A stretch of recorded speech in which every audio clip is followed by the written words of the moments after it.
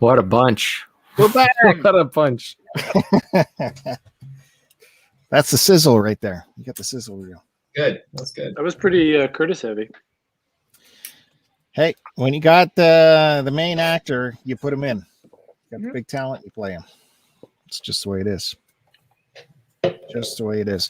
Anyways, welcome everybody to another episode of Vinyl Collection, looking through the record shelves. This is episode 53, where we will be looking through as I look over the hockey game that's happening now. Will be a bit of that. Oh, you're missing the hockey game for That's this. right. Oh my goodness. If Not my much of a computer fan. could handle it, man, it would be great to have another window open with the hockey game. But my computer will explode if I do that. So bear with me if you see me drifting away. I am still present, but some things are afoot for tonight. So this is the Vinyl Collection, where it's a live chat. We welcome you all in the chat. It's good to see you, and we will interact with you and talk about our records. We'll be going through our record collection, opening them up, looking at what's inside, seeing the goodies that are in there that we might have forgot about, like, posters or concert tickets, or some people stash their cash inside vinyl records. So another good reason to look in there. You never know what you're going to find when you look in the records. Joining me as always is the vinyl pundits, the experts in the musical field of vinyl collection. They're with us again. Matt Bandy, it's good to see you. Hello. Have to immediately, first off, before anything else, say a big, hearty, and warm happy birthday to Matt Bandy. Oh, happy birthday. Yeah, thank you. Happy birthday. Thank you. Yeah, my birthday was on Saturday. And it was it was a good birthday. It was a milestone birthday. I turned 40 years old. Whoa. Yeah. So my wife threw a little surprise party together for me that I didn't know about, and one of the fellows who isn't here today was there at the party, showed up and surprised me. So Mr. Chris Roberts was there. It was nice to see him, and yeah. And then the day after that, I traveled down and saw this guy here, and spent the day together. He took me around LA and went to a few record spots, and he showed me a good time. He cooked me breakfast. He cooked me I saw eggs. that. Those eggs? Eggs. He cooked me eggs With chives? With chives and French Homegrown toast. chives off of our balcony. Yeah, I saw he took them off. He snipped them with the scissors and washed them first, and then it was delicious. It sustained me all day. Thank Really? you. It was good. It was good. I saw it on Twitter. I thought the portions were a little small, but just the thought that Bacon counted. too. There was bacon. Bill, do you remember your 40th birthday? Can you remember that far back? Just wondering. I can hear that got a chuckle out of Sarah. Well, Matt Bandy, welcome to the back nine. It's a hell of a ride. The back Now nine. that you're 40, let me tell you. To quote Brian Regan, now that if you have a pain somewhere in your elbow or something, that's just the way it's going to be forever. It's just the way it is. Post-40. I gotta say, this is actually probably the best shape that I've been in years. I've been exercising a lot more regularly for the last year, and so just exercise, eat right, and you won't feel so bad. Good words to follow from Matt Bandy. Okay, Curtiss is also here. Good to see you, sir. Thanks for coming back.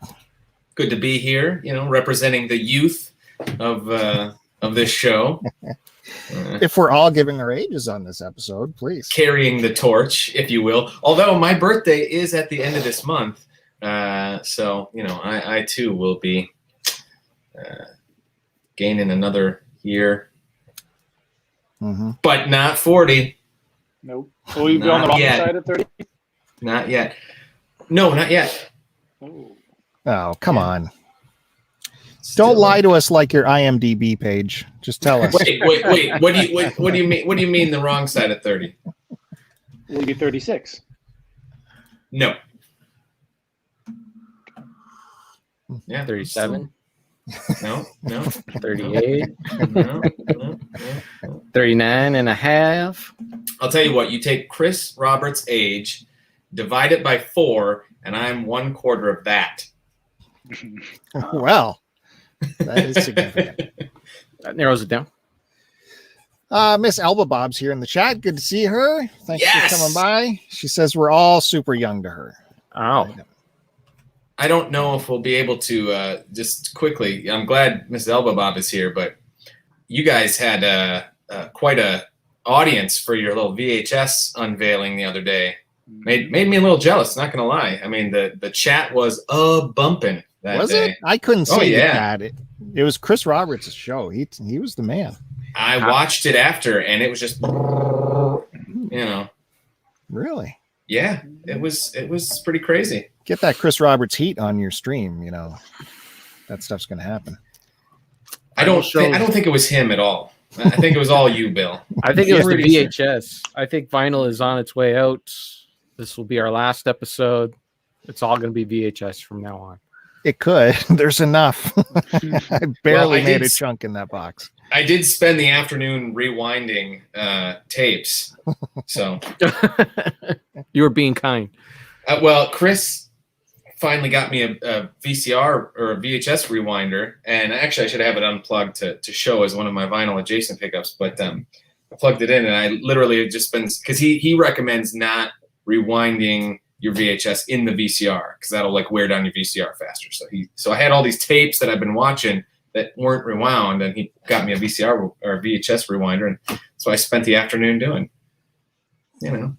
That's Nice. really good time. When you go to LA, you want to find out what to do during the day? Rewind some tapes. That's right. Well, they can't all be adventures with Matt Bandy every day,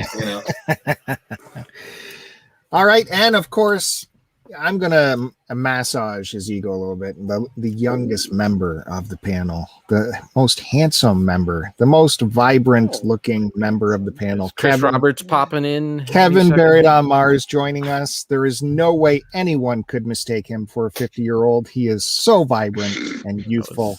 That was very odd. Very odd episode. I don't know what. I know Hodge did a lot of drugs back in the day, so maybe that explains something, but I don't know where he came up with that number. That was shocking. Well, if our listeners don't know what we're talking about, there's a podcast with a couple of our friends of ours who have met Kevin and spent a lot of time with Kevin, even slept with Kevin. And only one. Racy. Only one. And they were talking about, slang words they grew up with or something. And Kevin's name got brought up for some reason. And Haji said, I'm gonna dig a little bit deeper for Kevin's sake and stuff that's a little bit older that he'll get. And Hodge's partner said, well, I don't think Kevin's really that much older. Hodge, as innocent and as wonderful as he is, with no malice in his mind, goes, no, actually, Kevin is about 50 years old, so we're going to have to go back a bit. And Fraser's like, I really don't think he's 50. And Hodge, no, I'm serious. 45 to 50. I mean, once you mentioned 50, that's it. You're already over the cliff where the 50 was said. And I fell off my chair laughing when that was said. Man, greatest moment in podcasting. Like I said, he's done a lot of drugs and he's regularly wrong on that show. So that is just true. Another instance where he is wrong. Anyways, thank you for joining us, Kevin. Again, I know it's been another busy day for you with your own podcast earlier today, which unfortunately I missed. That's okay.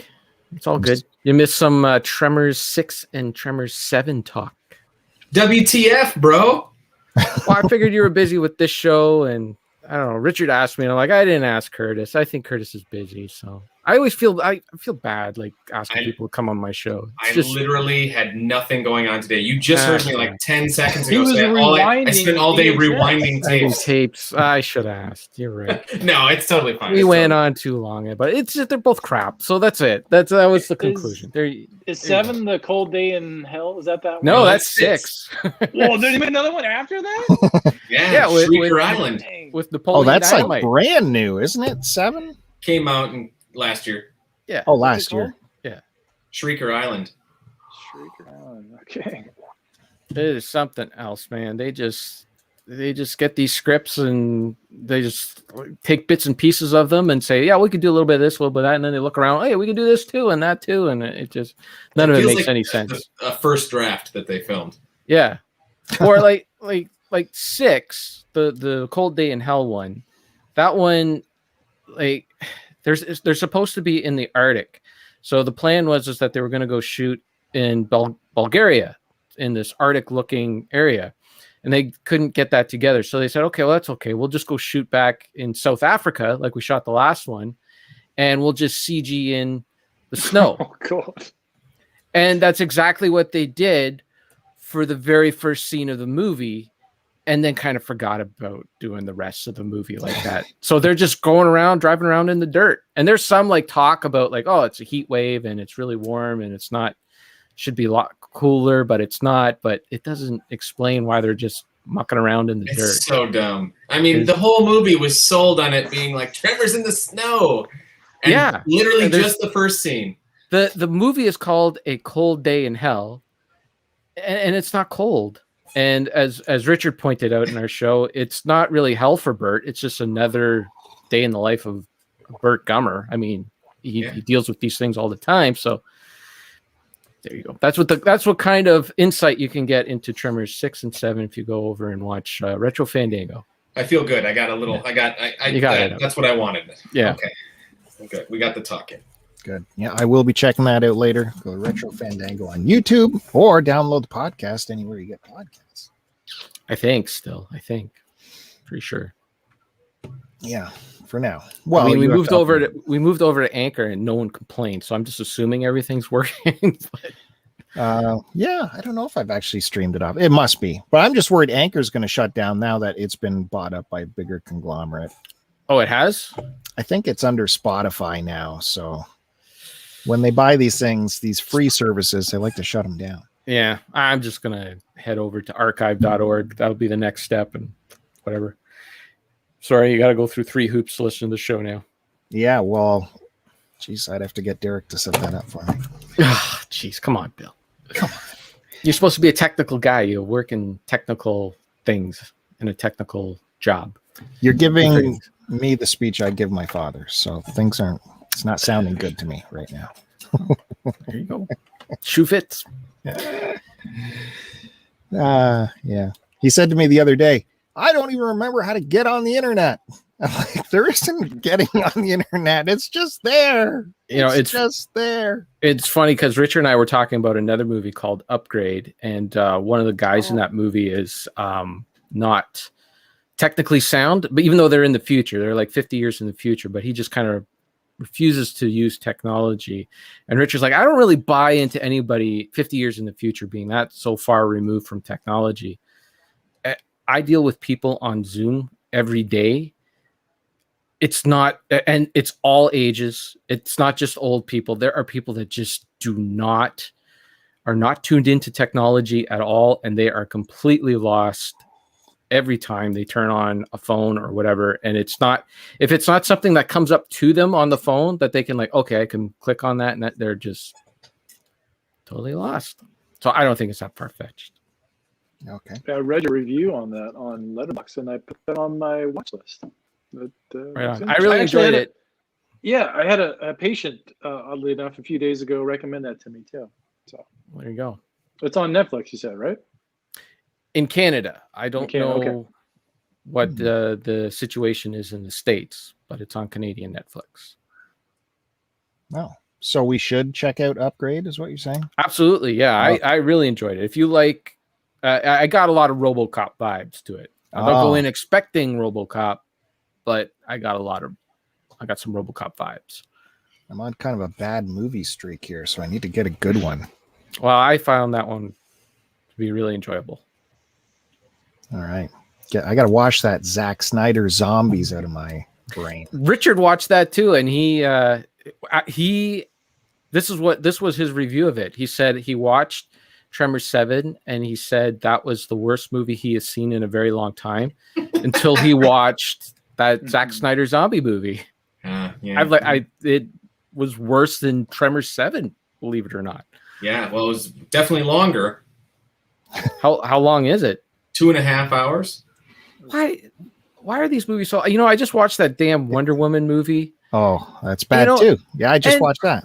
That 2.5 hours long. It's like, why is this movie so long? And it starts off with 10 minutes of nothing that you need that show up later on in the film at all. Well, here's what happens, I think, in a Zack Snyder film. He watches like the rough cut and he's like, something's missing from this scene. But instead of adding, like rewriting and spicing up the dialogue or maybe changing a character, how they act, no, he's like, you know what this scene needs to fix it? Slow-mo. And oh my God, I want to see someone take like the Justice League Snyder Cut and Army of the Dead and take all of the slow-mo and just compress it to normal speed and see how long those movies are. I swear to God, like Justice League would be like an hour and a half. Yeah. It's so ridiculous the amount of slow-mo he uses. Yeah. It's completely not a fun movie. I started that thinking fun adventure raiding Las Vegas in the apocalypse, and it's just tedious and punishingly frustrating. It's not fun. Not fun. I hear Sarah laughing a lot upstairs, so I'm pretty sure she's still watching La Brain Train. She's not watching this. Oh man, I'm pretty sure. There's no way she's laughing like that watching this. That or she's watching Sex in the City. One of the. Ooh, well, it's hard to compete with Sex in the City. Yeah, I fixed up our access. We have a streaming service in Canada called Crave, which you can get through your cable provider if you have the right hookup or whatever. And they take a lot of stuff from Hulu and HBO and that you guys have down there. So it's a kind of a little bit of amalgamation of all these things. Mm-hmm. And on there, they have Sex in the City all done up in HD. They redid the format and everything. So she saw that and that was it. Ooh, Sex in the City. Made that noise. And she was like, yeah. Well, when you're married to me, oh yeah, you gotta keep up, Well, are we gonna do a show? Or I mean, it's 18 minutes now, Bill. I do have a lot of stuff today. It's gonna be a good day. It's gonna be a good day. I'm just trying to introduce you people. Come on. Check them out in their letterboxes down below in the description if you want to hear more about their movie selections. It's all down there. So I'm going to skip my vinyl adjacent today because I have mail call. Look at this brand new stuff we're going to open. But first, if unopened, not just unopened, it's new music. It is new. It's music that is new. Like I mean new. I don't mean like it's from 1975. Reissue. I mean, new. You sound like that typewriter on Sesame Street. I'm not sure if I've done new before on this show, so we're gonna do that. Did you guys you guys got the typewriter from Sesame Street, right? Maybe it's an old reference. There used to be a typewriter that would come on and it would go new. Come on. Yeah. Jeez. Maybe it was a Canadian. Maybe it was on Canadian Sesame Street. I didn't watch Sesame Street 50 years ago. I watched it just a few years ago. Yeah, you probably have watched. They had hover cars driving on that Sesame Street. Okay. If you'll indulge me for just a second, though, I do want to say a statement. We haven't been on in a while. The last time we were on was before Bob's birthday, and I announced that I might do something. And it turned out I did, and I'm not fishing for anything. I just want to say a hearty thank you to everyone that left nice, positive comments to my Bob Dylan cover on this channel, and to all of you that as well shared it on social media. And it was just tons of positivity around it, and I wasn't sure how it would come off, but I guess it came off okay. So I just want to say thank you to everyone for indulging me in that. That was fun. You should do that more often. It's good. Yeah, it was good. You're a good singer. I was like, when Bill sings, he's got a lovely voice, but when he just talks normally, it's just like, listening to a cheese grater speak. I wasn't fishing for Kai. I just wanted to say thank you to everyone. I appreciate it. No negative on that. No negative comments, even snarky comments on them. So good. It was good, and that was like the first time I've actually seen you play guitar. So I was impressed. It was going down to the wire recording that. My batteries were running low. Each take was getting worse and worse. I think it was takes? I think it was my seventh take. That wasn't a one take. Okay. No. I would have liked to have, but all those words and all those little chord deweys bound to trip up. But I had to take like 2 breaks, clear my head, and then I could see my batteries. I had like maybe that take and maybe one more take to go, and I would have been out of batteries and then out of time. But it happened. It clicked. So out of batteries, what were you filming it on? Like an old camcorder? I was using my Osmo whatchamacallit, and it goes through battery in about an hour. Bill, I got to share this screen because Miss Lobo Bob is not believing me that the typewriter was from Sesame Street. Okay. So I got the video right here. I put it up right here. Do I got to do it? Yeah, you got to. I think you got to put me in. There you go. Yeah, there you go. Oh, I remember that. Yeah, of course you do. Yeah. I don't. That's horrifying. I can't believe it's in color.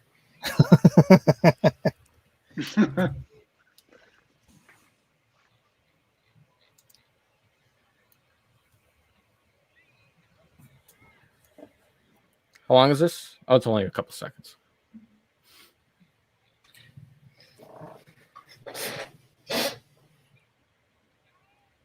Oh, I got sucked in. There you That go. was unexpected. Get ready for a copyright strike. Yeah. Yeah. That was very Terry Gilliam-esque. Yeah. I don't know why. It reminded me of his stuff. Yeah, kind of, yeah. And besides that, I also want to say thank you for you guys trying out the new show, the VHS show, with me going through my horde of VHS with Chris Roberts directing the show. So that was a lot of fun. You can check that out on this channel as well. So how did you come about all that VHS? We gotta watch the video. I did tell the story. Come on, we got it. We're promoting the video, so you got to give them something. It's a big box of garbage. Well, yes. Quite a bandy during that stream. It was all trash. I was just driving to work and I saw boxes in front of a house, like he was finishing up a yard sale, and I saw VHS popping out. So I said, I'll just stop and take a look and see. And more than that box was there. And the more he was talking and the more he was adamant that he wanted this VHS to not go to the dump the next day, which is where it was going to go. And I had just taken a handful that night, but then I came back after my shift to work and told him, you know what, I'll take the whole thing if you want to save it from the dump. No promises, but I'll take it and work through it and see what I can do with it. So he even helped me load them up, but there was around 500 VHS tapes. Some poor family was moving into a new home, and they're like, "Oh, we'll put the precious VHS tapes first." So they go on the truck last, and Bill drives by and says, "Oh, yeah, that's what I'm getting. It's on the side of the road.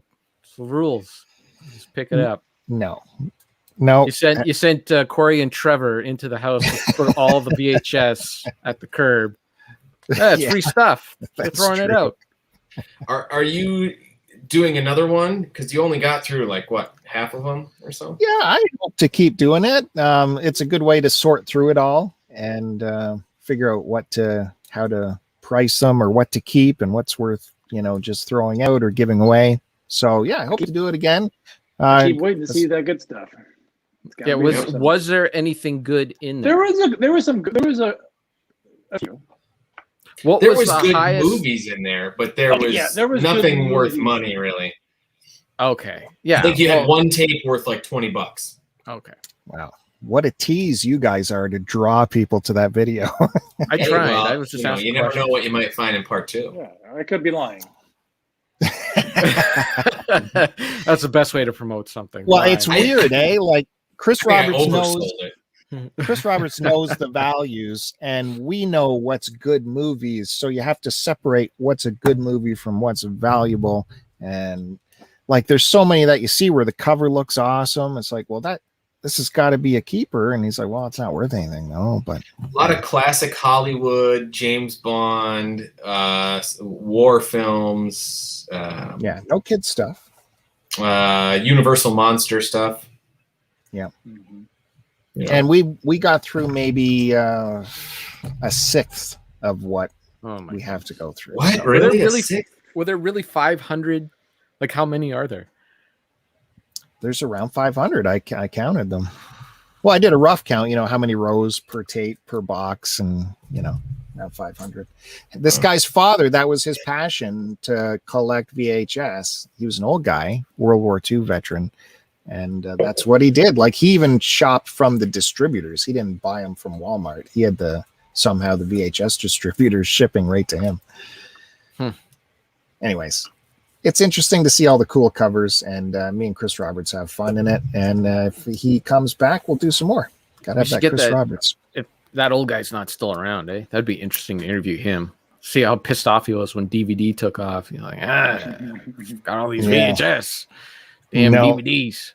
That's why the collection is with me now, because they were cleaning out his house. I see. Yeah.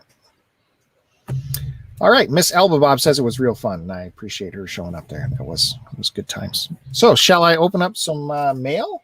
Sure. Hell yeah. Okay. So normally we would do something vinyl adjacent to start off the show, but I knew I had a pretty big panel of peeps on today, so I decided to belay that and go with some mail call. Well, actually, this will be vinyl adjacent, but it's also completely new mail, new music. No, it's not new music. This is old music. This isn't the new stuff. Miss Elba Bob will like this. This was on my watch list on Amazon for a long time. It retailed for, I think, $140, and I just waiting, and very briefly it shot down to like 45% off, which is still expensive. I think still $70 or something.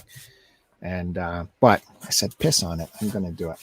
And so it turns out it's coming from the UK. If you see that address on there. We get a lot of stuff cheaper from the UK than Oh yeah, Avatar Music on Dowson Road. The old GB. Look at the value he puts on that down here. $5. So luckily nothing happened to this. He didn't want you to get dinged. I just thought it was like a regular Amazon Prime thing, but then when I bought it, the shipping said it would be like 2 months. Like, what the hell's going on? But it was supposed to come in the middle of July or something, and it just came this week, so not bad at all. Really. No bubble wrap in here. It's just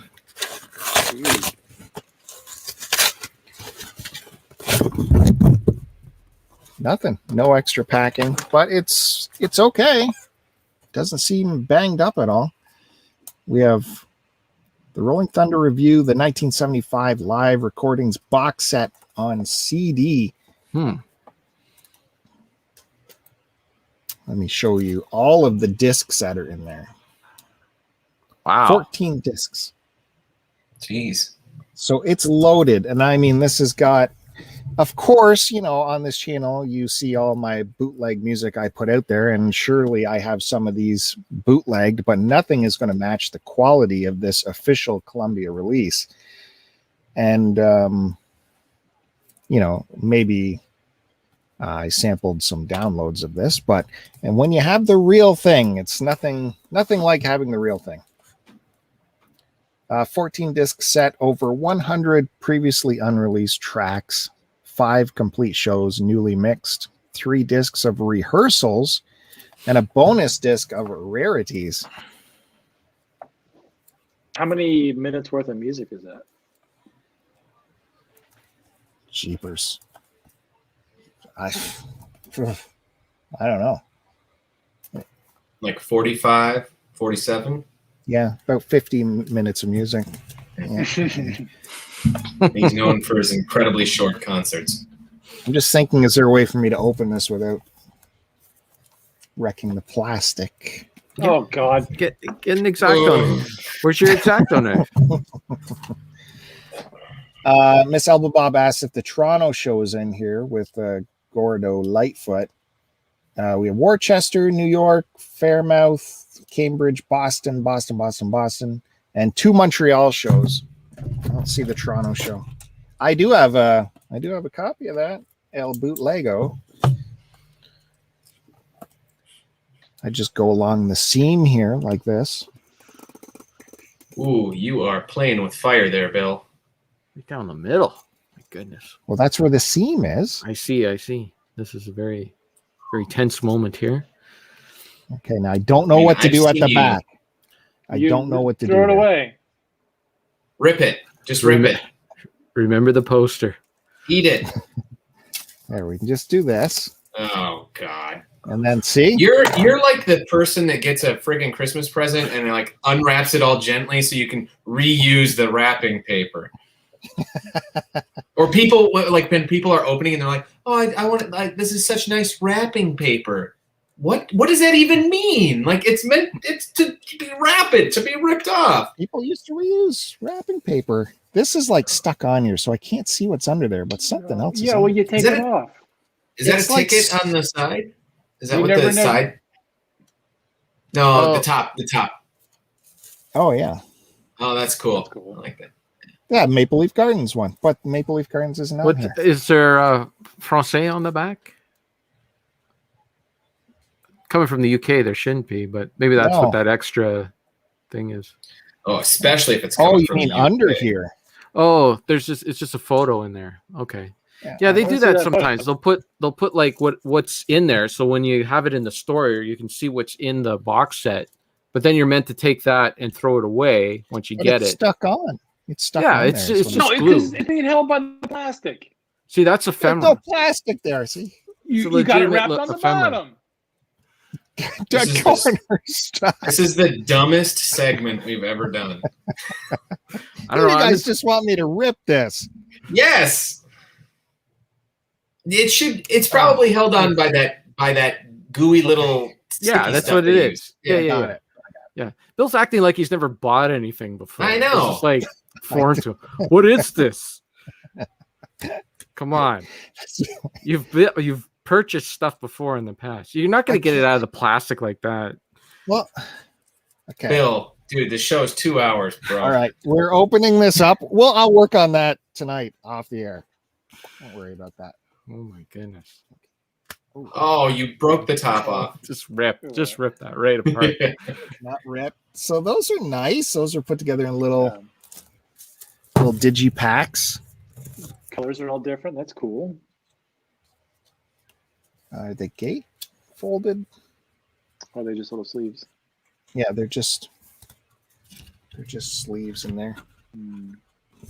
Hello, look at they often do this on Bob stuff. They put artwork right everywhere, even Why inside. don't you rip that open and see what's on there? Yeah. I will not. Let's see. Disc 2. Again, same artwork in there. Then some are a little bit thicker, so I don't know what's going on here. Grithy. Artwork, Bob and Scarlet. Is it a gatefold? No, not yet. But this one is thicker. So, disc 4. Yeah, this one opens up. Is it a liner notes in there, maybe? 2 discs are in here, Oh, that makes sense. but no artwork inside. Oh, shit. Here's what the discs look like.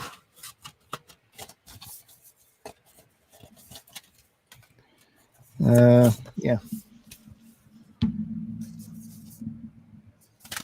Bob and Joni.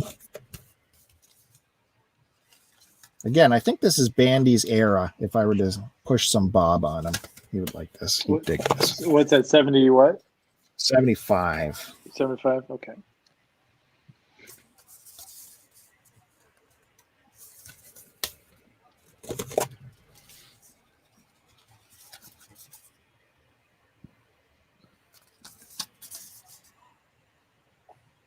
Two Montreal shows.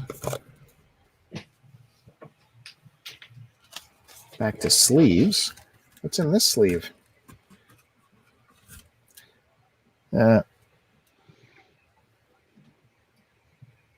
Live recordings bonus disc. So that's got something else in here. Look at artwork in there.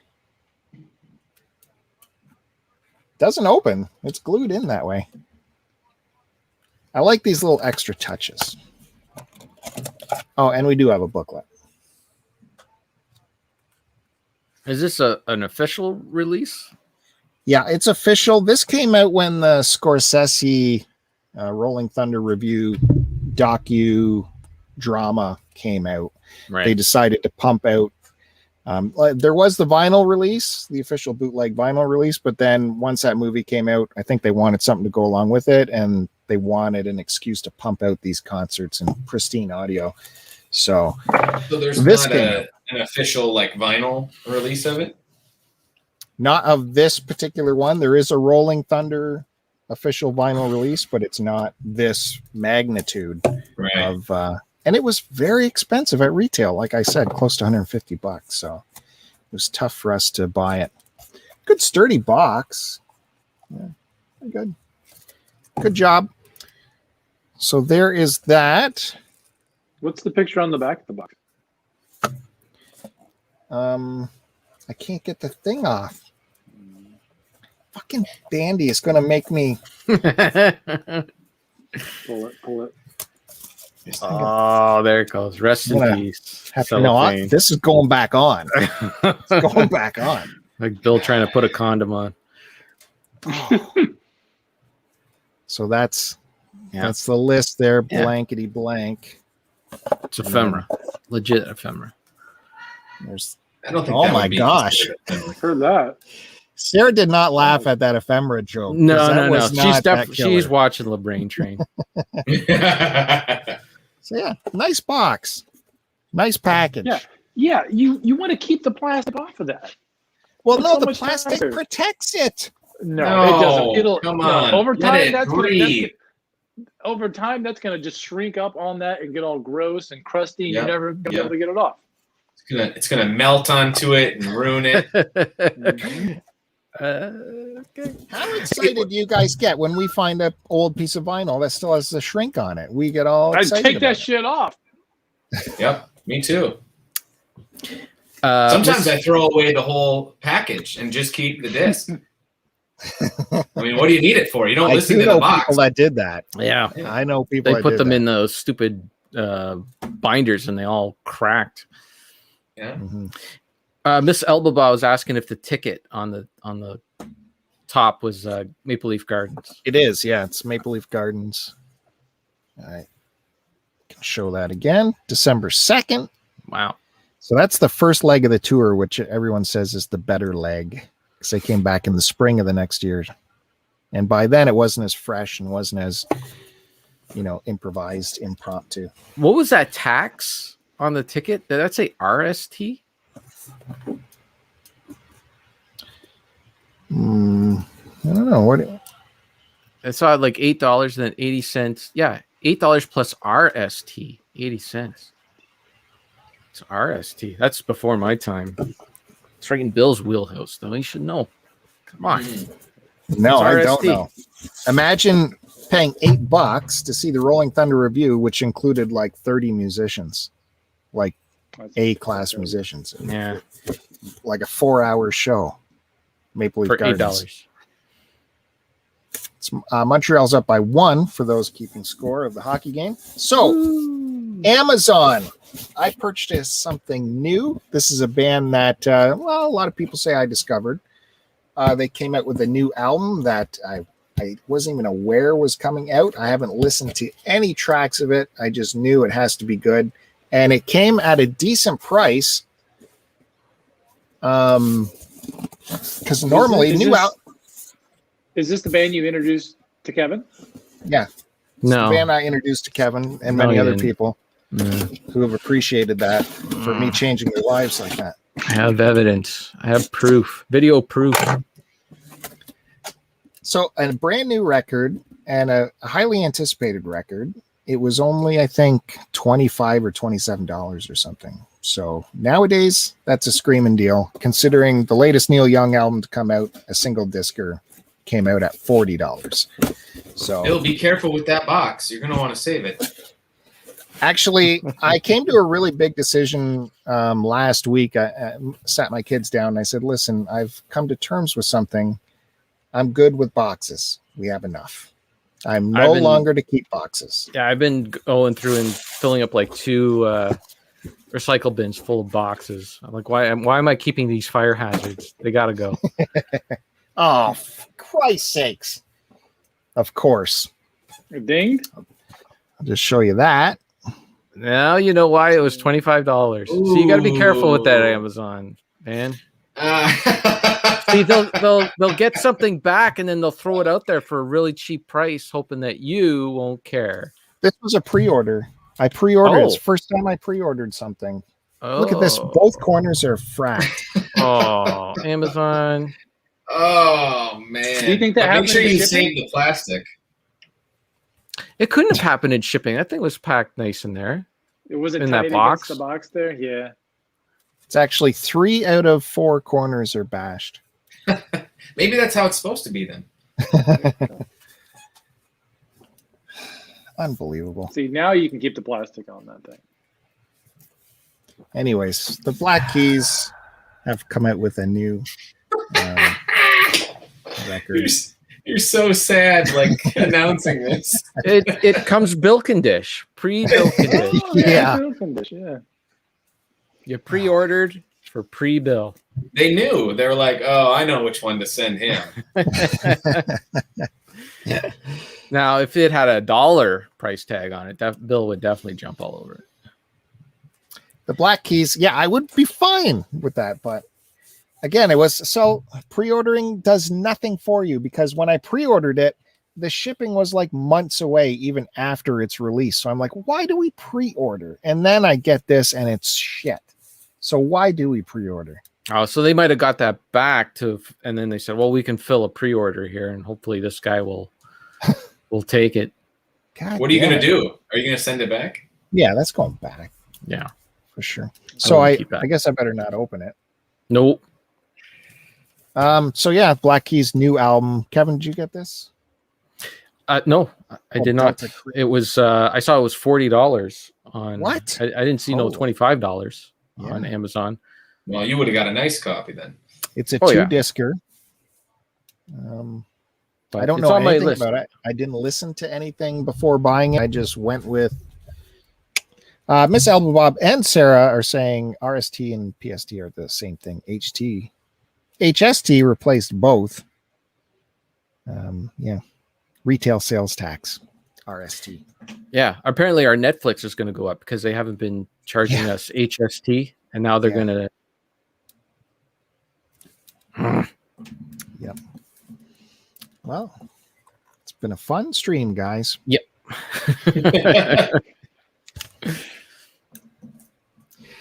So that is how I will start, but I'll be happy to pass along over to Matt Bandy. Tell us what he's got for us today. Yeah, I got some vinyl adjacent. I had a bunch more stuff. Chris Roberts was very, very generous in some things that he brought for my birthday. I would have been happy enough just to see him, but he surprised me with some things. But my internet was out of the house, so I came to the shop, and I didn't want to haul all of that stuff. So I'm going to save that for another episode. But I did get some CDs in the mail. And one CD that I picked up was with Curtiss. So I will show those. Are we going to talk about our adventure at all, Matt?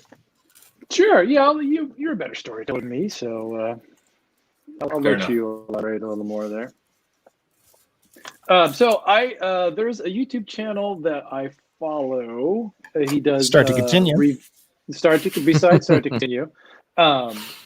He does reviews on new records for mostly black metal and some more extreme metal stuff. But I'm blanking on I remember the name of the channel. I just don't know how to pronounce it, so I don't want to butcher it. But I think it's A.V. Morris or something like that. I don't know. Anyway, he reviewed this record here, which is a record by a band called Forest. It's spelled FOREST. Hist. So I'm assuming it's pronounced Forest. I haven't heard anyone else call it anything else. But this is a side project, or I wouldn't say it's a side project, but one of the members from another band called Blut Ost Nord. This is his one-man black metal project. This just came out last month, I believe. So he reviewed it, and I gave a little listen, and immediately knew I had to have it. So I ordered this from, the name of the record label is Demu Morti. They're a French label, but thankfully they have a U.S. or North American distributor. So I can get these at a decent price without having to pay shipping that costs more than the actual record or CD. So this is an atmospheric black metal. Sounds a lot like kind of like the second wave of or Norwegian stuff. It is the mix is pretty cool. Where like the vocals are very minimal on it. There's not a lot of vocals, and when there are some vocals, it's really buried like low in the mix, which just adds a little more to the atmosphere to it. It's kind of got this like the artwork on it. It's got a little fox there curled up. I think that's kind of neat. It just comes in like this trifold. I'm not sure. Would you consider this a digipack, or is this a? Yeah, why not? Well, I think a digipack has like a book element to it. And you got a little artwork on the CD there. So I just listened to this full through yesterday, and it's great. And then I picked up the new Ara CD. So this is a three-piece black metal band out of Switzerland. And this is their third release, but I believe it's only their second full length. And this is another trifold. I listened to this. I haven't listened to all of it yet. It's kind of minimalist here. Does have a lyric sheet, but the lyrics are all in German. Try it. Yeah, no. Oh, we had Kevin rapping last time. Come on, you can do something. Yeah, apparently I rapped the wrong verse or something. Then you hear the end of that all week. she couldn't let it go, right? No. So yeah, I haven't listened to this in its entirety yet. I listened to the first couple tracks, and so far it's good. I really loved their first full length, which I don't remember the name of them right now. The name of this record is EOS Tirade #1. I believe this is #1 in a 3-part series they're doing for their next couple albums. I don't know if it's like a concept thing, but yeah. Pick this up on CD. I'm picking up a lot more new black metal releases that I haven't heard on CD because I think I'll get more listens out of them that way, just because I listen to them in the car when I'm driving. This isn't the most accessible music to play in my house when I'm listening to music, and I don't have a lot of time to sit down and just listen to a record while I'm at home by myself. So that's why I justify getting these CDs here, so I can actually listen to them more. So, and if I do like it, these are cheap enough to where I could, if I love the record, I'll buy it on a vinyl version of it. And they also sent this CD here for free, which I did not order. This is a band called Mains. The name of this record is Slow Motion Death Sequence. I'd never heard of this band, and I believe they are from Norway. I did a little reading on their Bandcamp before I listened to this. But this is not black metal. It has members that were in black metal bands, but this is kind of weird avant-garde, almost Bowie, new dark wavy type stuff. It's cool, but yeah, it was. So that was a cool bonus. So yeah, if you like that stuff, give this a listen on their Bandcamp. Yeah, it's cool to get free stuff too. And then while I was with Curtiss, we went to Amoeba Records, and I will show you the one CD that I did pick up there. So what did you think of Amoeba, Matt? Oh, well, it was great. We didn't get to spend a whole lot of time there. We were a little bit pressed for time, but yeah, the layout's great. I'd probably say it's almost more open. Some sections of the old store, I think, were a little bit kind of cramped a little bit. Yeah, and this is I like the flow of this store a little bit better. It is, because it's like one giant room, whereas the other one had like, it was kind of like 3 different rooms. Yeah. You know, it was very. I like the layout better of this one, the way you have the music laid out and stuff. So, but yeah, it's great. And so I was happy to find this there. So this is Transylvanian Hunger by Dark Throne. This is their 3rd release. Actually, sorry, this is the 4th release. But this is the special edition of the record. I own this on vinyl already, but this is, I've been wanting to get this here because on the 2nd disc it has all the tracks, but it has commentary by Fenris, where he's the music's playing more so in the background, and he's talking over it, just talking about the writing process, and it's almost like a commentary like with the DVD. Yeah, I've never heard of that on the music. Is that something that happens? That's the first time I've ever seen that. What's funny is that a lot of the Dark Throne releases, they've gone back and done that, especially some of their earlier stuff. And this is, I have 2 others that have the commentary by Fenris, and it's such a wealth of knowledge, and he's just an interesting guy to listen to when he talks about music, because he's super passionate about it. And I'm a big fan of this band. It's just kind of neat to see that extra stuff. But this, the only one on Discogs right now is going for $85, I think. And it's in German. I haven't seen a US one available on Discogs. I don't think I ever have. But I haven't been looking for this that long. But I was able to get this because this is out of print. I got this for $25 at Amoeba. So I was still more expensive than Bill's VHS collection. Yeah. Yes. So you could not trade all of those for that one CD. No, wouldn't happen. Oh, wait, can we see that guy on the cover again? He looks like he really stubbed his toe. He probably hit hard. Yeah. So this is very, very typical of the time. Black and white photo with very, very high contrast. But so you got the same image on the discs here.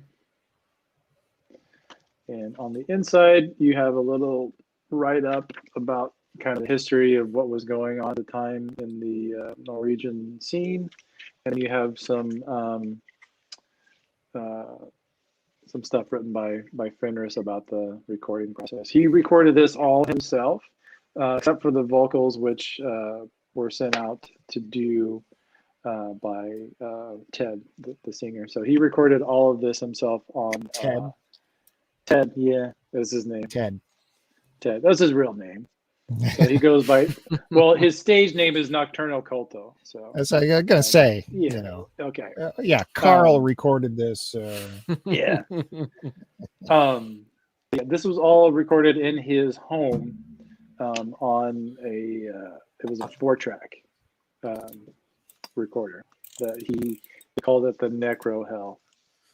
So they recorded the Blazing Lower Sky, Under Funeral Moon, and Pound the Faust all on that device. So it kind of has like a legendary status, this thing that they recorded these records on. So yeah, I didn't think I was ever gonna get this for a good price, so I was pumped that I found that there. So yeah, I was excited. Necro. I normally don't look through the CDs. I normally don't look through the CDs there, and I figured, oh, what the hell? Because I've been trying to get some of the. I mean, what the necro hell? What the necro hell? Yeah. Oh, damn it! I'm trying to get. Try to get what in there? Gotta be quick though. I know. Well, the delay. God damn it! Did you have to elbow Curtis out of the way to get to that? No, he was actually. You know what's funny? We went in and we hung about for a little bit. So and like within like 2 minutes, like, you want to go somewhere with? Yeah. That was good though, because we really didn't have a whole lot of time there, and I think we maximized it that way. Yeah, for sure. Yeah. Why was there no time? Was Curtis being flocked by fans, or? They noticed me coming in. I was like, we don't have much time, Matt. Let's make it quick. We gotta get out of here. You just gotta talk to TMZ first. Yeah, Gets in there, put the paparazzi. Yep. What do you think of Benefer Part 2? Oh, I'm like, no, not right now, guys. I'm trying to hang with my good friend Matt Bandy here. Just leave me alone. Yep. Okay. Just arm candy. Yeah. You were holding Curtis's bag. His back. You know what I did? I just hid behind him. One of his legs. I don't know if that's a tall joke or a short joke. Yeah. A little bit of both. I take it as a compliment. Yeah. Damn it. I'm going to go for it anyways. It's been too long. But Necro Hell is what's behind that door behind Matt Bandy. Yeah, it's Necro Hell back there. It waited too long. Yeah. It's got a Good timing, one, Bill. Timing. Good one. That was. I'll let I like when you still try and get it in there just to see if you know. Couldn't help it. All right. Is that it for you, Matt Bandy? Yep, that's all my vinyl adjacent. Right on. On to Curtis. Groovy. Already strap in, kids, because where we're going, we don't need roads. So I got a lot of vinyl adjacent this week. Debating where to begin, but let's start here. So a couple weekends ago, the weekend before Bandy came down, Chris Roberts was down. He was talking about that, I think, on the last show. We only got to see each other briefly because I was working all weekend, but he did stop in and he gave me some gifts. I was very excited. I mentioned the VHS rewinder already, which I'm not going to show. We all remember what those looks like. Actually, it was the exact same model that I had as a kid, which was pretty exciting. And then is it just the square one, or is it one that's like the shape of a car? I remember that one was popular. Oh, see, now I feel like I have to unplug it and show it. No, it's okay. Just curious. No, it's a nice little small one. Okay. That's what she said. I got you, beat you. There we go. So then he gave me this. Oh. Because we know. So this is not on vinyl yet, as far as I know. It seems there wasn't a lot of Billy Joel live recordings. There was. He's only, as far as I know, on vinyl. There's only the two, and I have them both. It's that Russian one and the Songs in the Attic, which I showed last time I was on. Yeah, he doesn't. He only has maybe two or three other live albums. This one, and then the one at Shea Stadium, and maybe another one. I don't remember.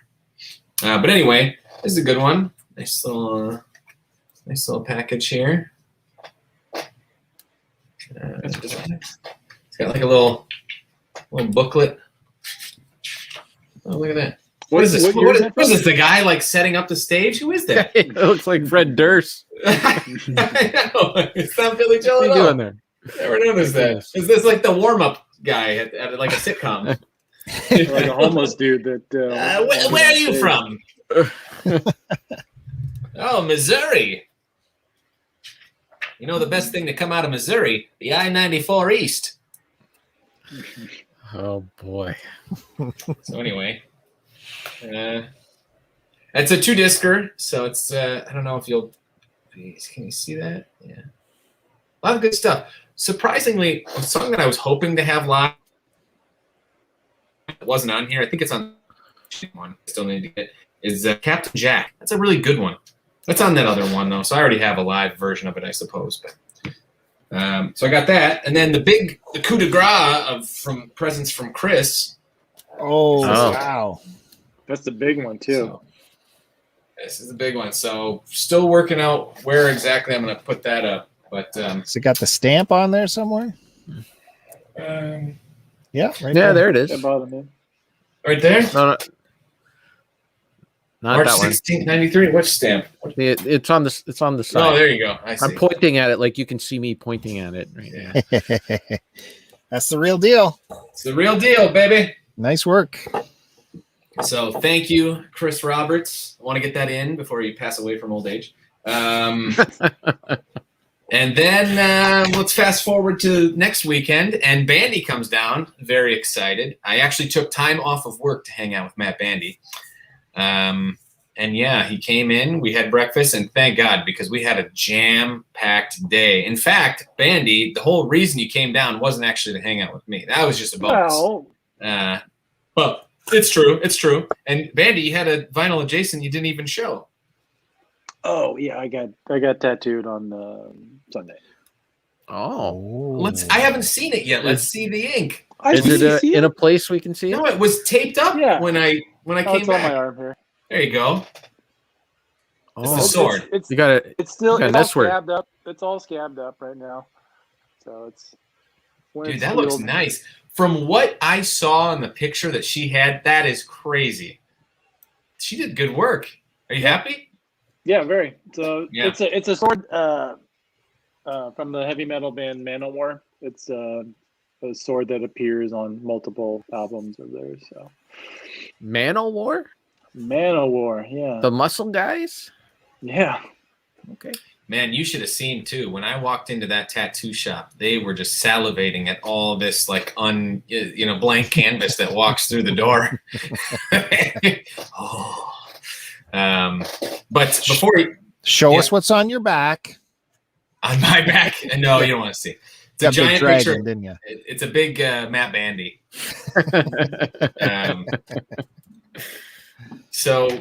But before we did the tattoo, which is the reason we were kind of shortchanged on Amoeba, is we had to get to the tattoo on time. We didn't want to be late, and so that was why we were shortened at Amoeba. But I did manage to pick this up. Oh, nice. Which I didn't even realize there was an extended version of Blues Brothers. Yeah. Like what is even on that? I think it's more music. Okay. Again, a terrible box art. Why they do this on Blu-rays? Blu-rays are notorious for worst box art. I don't know why. Yeah, but I'm excited to watch that. And ever since we talked about it, I've been wanting to watch it. Nice. And then Bill, you'll appreciate this. What I found. Oh, hey, nice. So this actually isn't even for me. I'm debating if I want to keep it because I got it for a friend for his birthday because he's like a huge Star Trek guy, loves Shatner, and I'm like, oh my gosh, this would be like the perfect. He would love this. He would think this is just the funniest thing ever. So I'm gonna give it to him, but yeah, maybe I won't. You need it. I don't know, but anyway, pick that up. And then we went to do the tattoo, and while Bandy was getting a tattoo, which was about like an hour and a half, I was in a part of town that I'm not super familiar with, but there's a lot of like little cool businesses around there, and I was like, I'll just kind of take a walk up and see what I stumble upon. And I actually found some cool stores. I found a game store. I found a vintage toy shop. I found which Bandy, I took you to that one. Mm-hmm. I found a game store, but like playing cards, like Magic the Gathering and stuff like that, and comic books and stuff. And then we found we stumbled upon a little mom and pop record store, which I took some video at. It's going to be one of two videos showing today. Oh, so why don't we cue that up? These aren't long videos; these are just little previews. But I thought it'd be fun to show you guys the record stores that we got around my neighborhood. Awesome! Hit that like button and subscribe. Where else are you going to get videos from mom and pop record Smash it, stores? baby. So here we go. As soon as Bill sets up the. Is it the first one I'm doing? It's the one that you can see the photo of. The record? The Six City one. I don't have that. I have one looking in a record bin and one looking at clothing. The clothing one, then I would assume. That's weird that you see that's the thumbnail. Bill, did you stumble into Curtis's porn folder? Is that what's going on here? A lot of latex going on. All righty.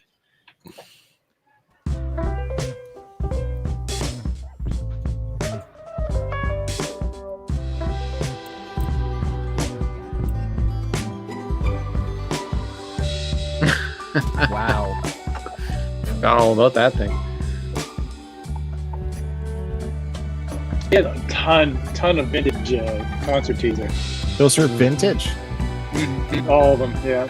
And a barbershop. This isn't mom and pop. This is like serious.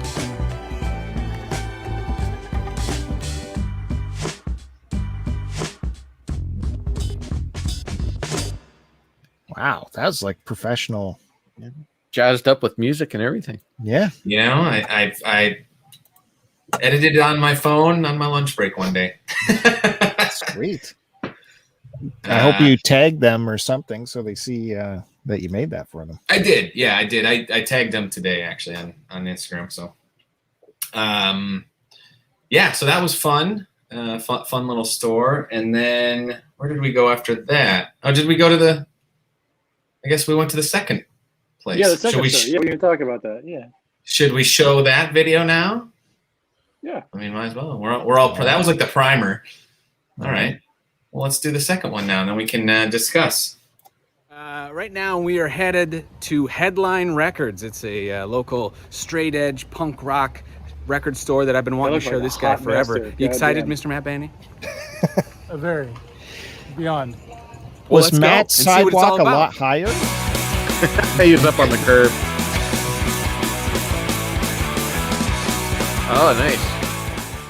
It was a relatively small store, but it was jam-packed full of stuff. This place was great. It had a bunch of stuff. It had t-shirts, it had books, it had mugs, it had patches. Matt Bandy loves patches. Bandy, I found your 7 inches.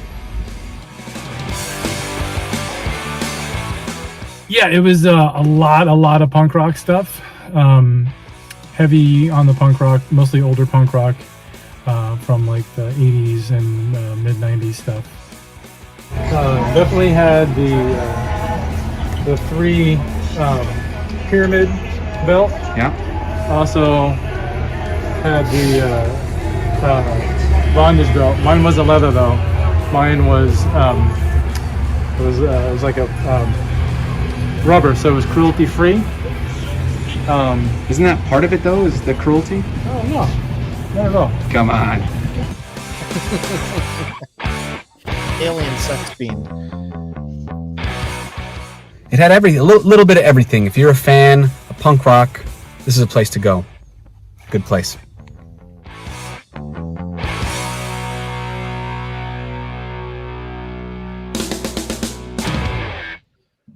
Matt Bandy, how big are you? Because I've never seen anyone dwarf a face mask like that. That thing looked like it was like a bandage on you.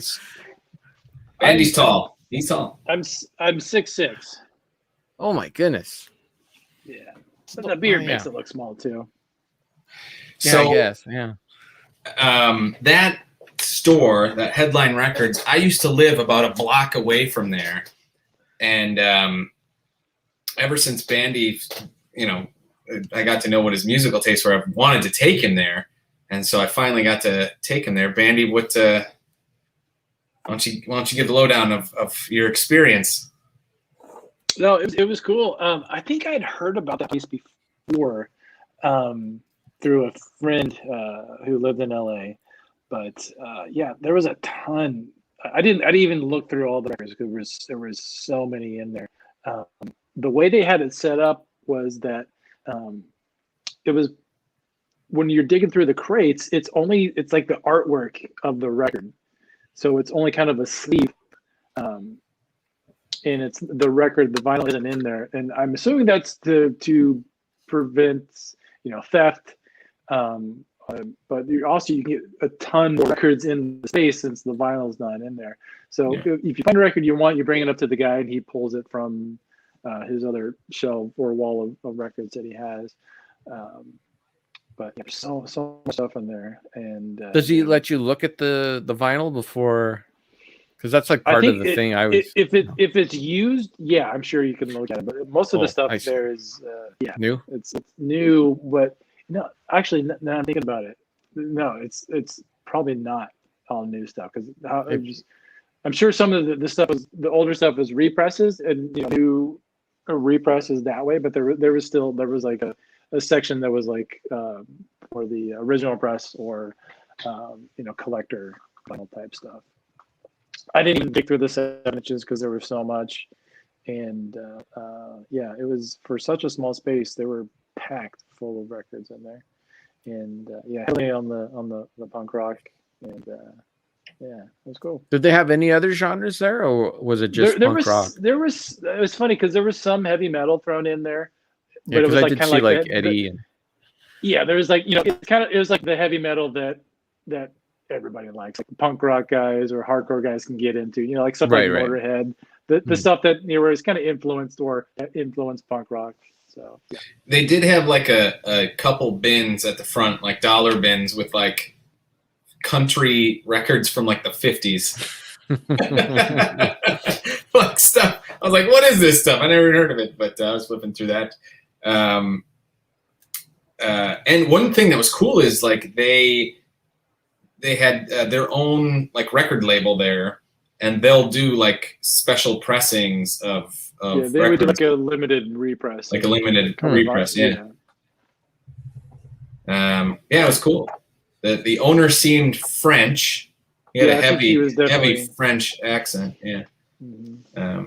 It was cool. It was busy while we were in there too. Like it's a busy spot there. It is. It's right, on Melrose Avenue, which is super busy. So you did a good job recording. Did you feel weird having your camera out recording Bandy, or did anyone give you weird looks? Well, I asked the guy. We were kind of in there walking around, and I sensed it was a good moment because it was kind of dead at that moment. And so I asked the guy, I was like, hey, do you mind if we film a little bit? And he's like, for what? And I was like, we show it to our friends in Canada. And he was like, yeah, all right. Yeah. And so then we filmed a little bit, and I was trying to not, people were starting to come in more, and I was trying to not like show a bunch of people, and it was getting a little crowded at that point. But at that point I felt like we had enough to show. So. Yeah, well, that's awesome. Thanks for doing that.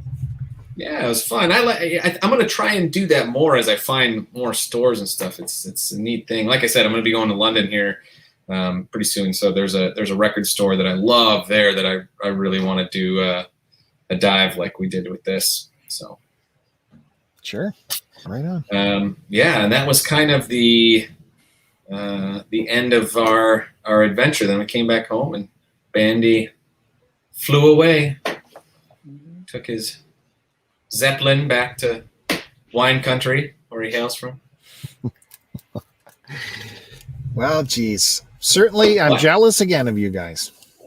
But I do have one more thing, and I'll tease this because as it gets, I'm hoping it gets back around to me. It better, because I have vinyl to show today. But this week, I did not today actually, but I took a trip to my local record store, and I did get a CD while I was there. I've been really getting lucky finding these CDs that I've been hunting for. Really haven't had to hunt very hard. But I saw this one, and I was like, yes, this is one of the ones that I need still. I snagged it up, and that is... Oh, geez, man. I've never even seen that before. I know. This is the first time I've seen it out in the wild, but I thought, let me check his Huey Lewis in the news section. And dang it, they had it right there. $4. Jeez. Can't beat that. This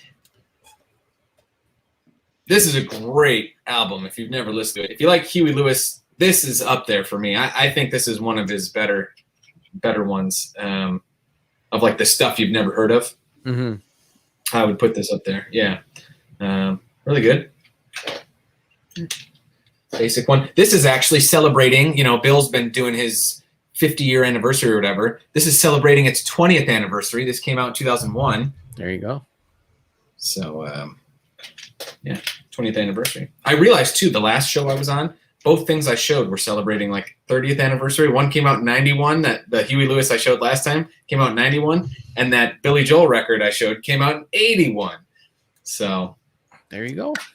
Doing all the anniversaries. And then I have a couple vinyl that I will show when it loops back around. Awesome. Cool. I did want to say you started your segment off with some Billy Joel. I heard on the radio today he's already booked dates for the end of this year and next year. I think he's filling up MSG again, doing a run of dates.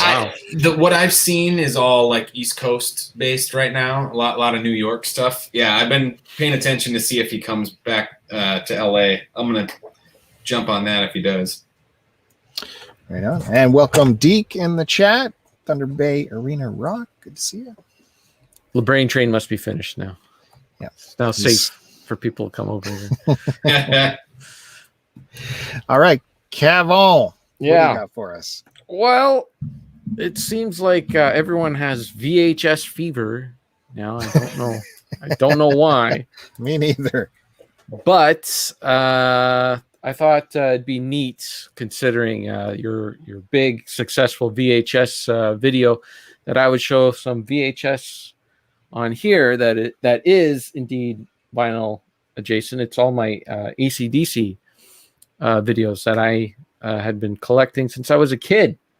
Nice. Well, I collected them when VHS was a thing, and then I stopped when they stopped being a thing. But they're in chronological release order. So the first film that AC/DC released on VHS was the big Yes. Let There Be Rock. Yes. Nice. Now, this was a film that was recorded in 1979 when Bon Scott was their lead singer.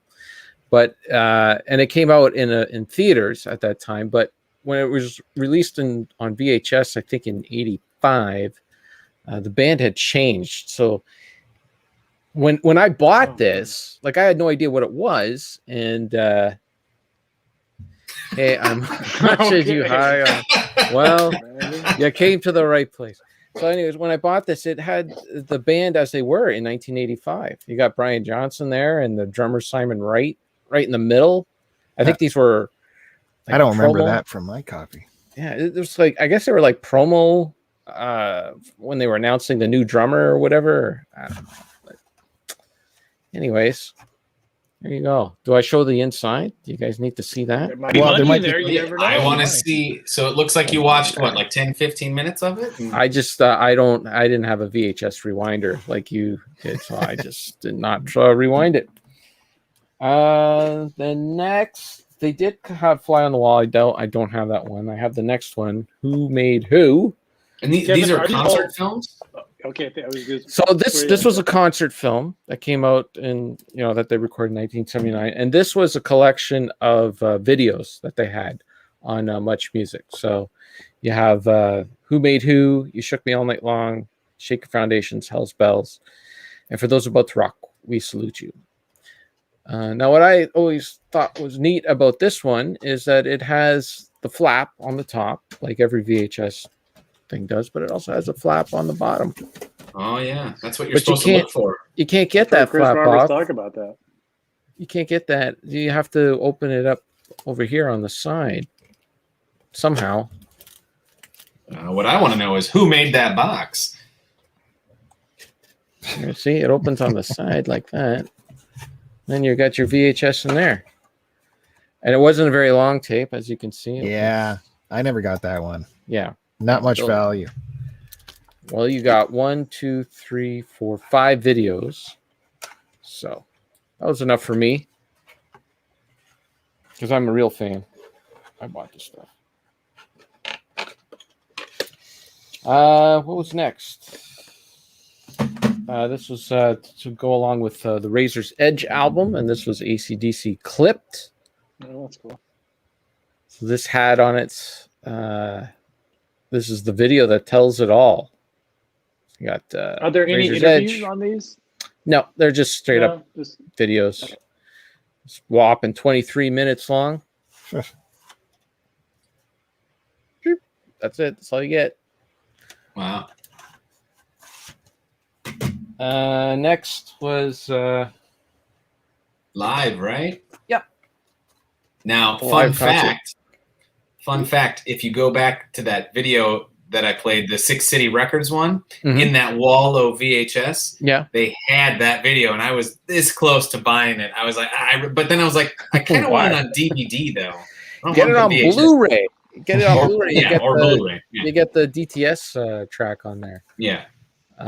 I've always liked the back artwork on there, the Monsters of Rock thing. You don't get that anywhere else. This is the only place to get that.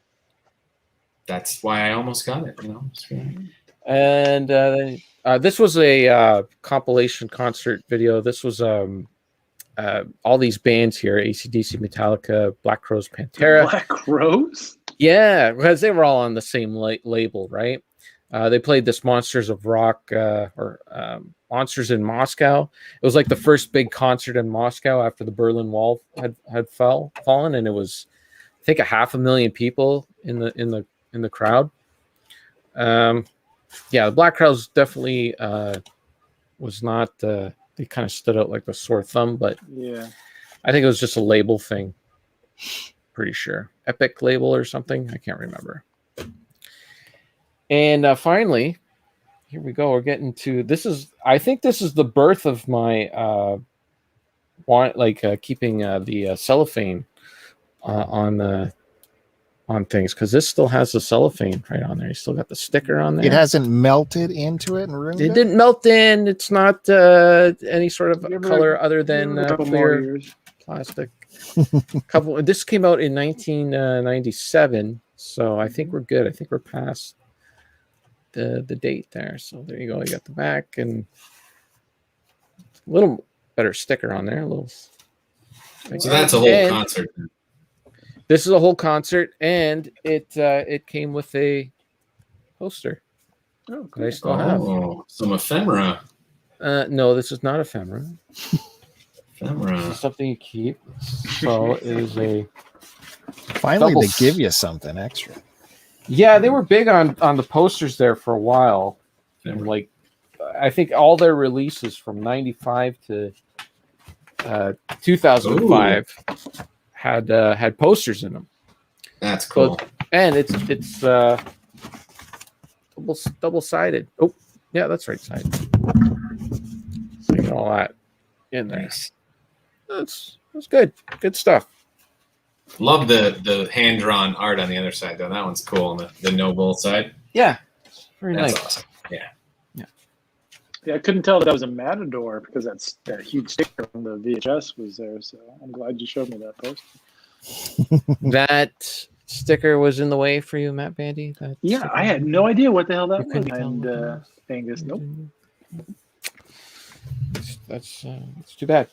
Okay, there you go. That's it. That's my vinyl adjacent. That is a really cool. I've never seen that artwork before for AC/DC. That's neat.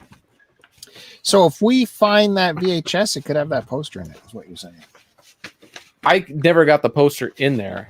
There was an extra when this came out. I think it had like an extra thing on it where the poster was in or something. Because you can't actually get the poster in there. Can you try right now? No, not going to do that. I'm surprised that isn't matted and hung on the wall. It's not Well, a real it's fan. all. I don't know. It's all like folded and stuff. I don't know. Oh yeah. Could you iron it? Get some parchment I don't know. Yeah, you're right. Do nothing with it until you Yeah, die. you know what? It's just it's been fine for how long? Like since I had it in 99, since 97, just sitting there, and it's been fine. Well, Okay. it brought me joy. So There you go. That's it's come full circle. All right. And do we like Zeppelin and the Who or the Stones and the Beatles? Yes, and yes. Yeah. Okay. Yes. Yes. Well, Bandy will be very happy to know when I tried to put the plastic back on here, the corner ripped it right up the side and destroyed it. So thank you. This is no longer got protection on it. I could hear you trying that while Bandy's talking. All you heard was like.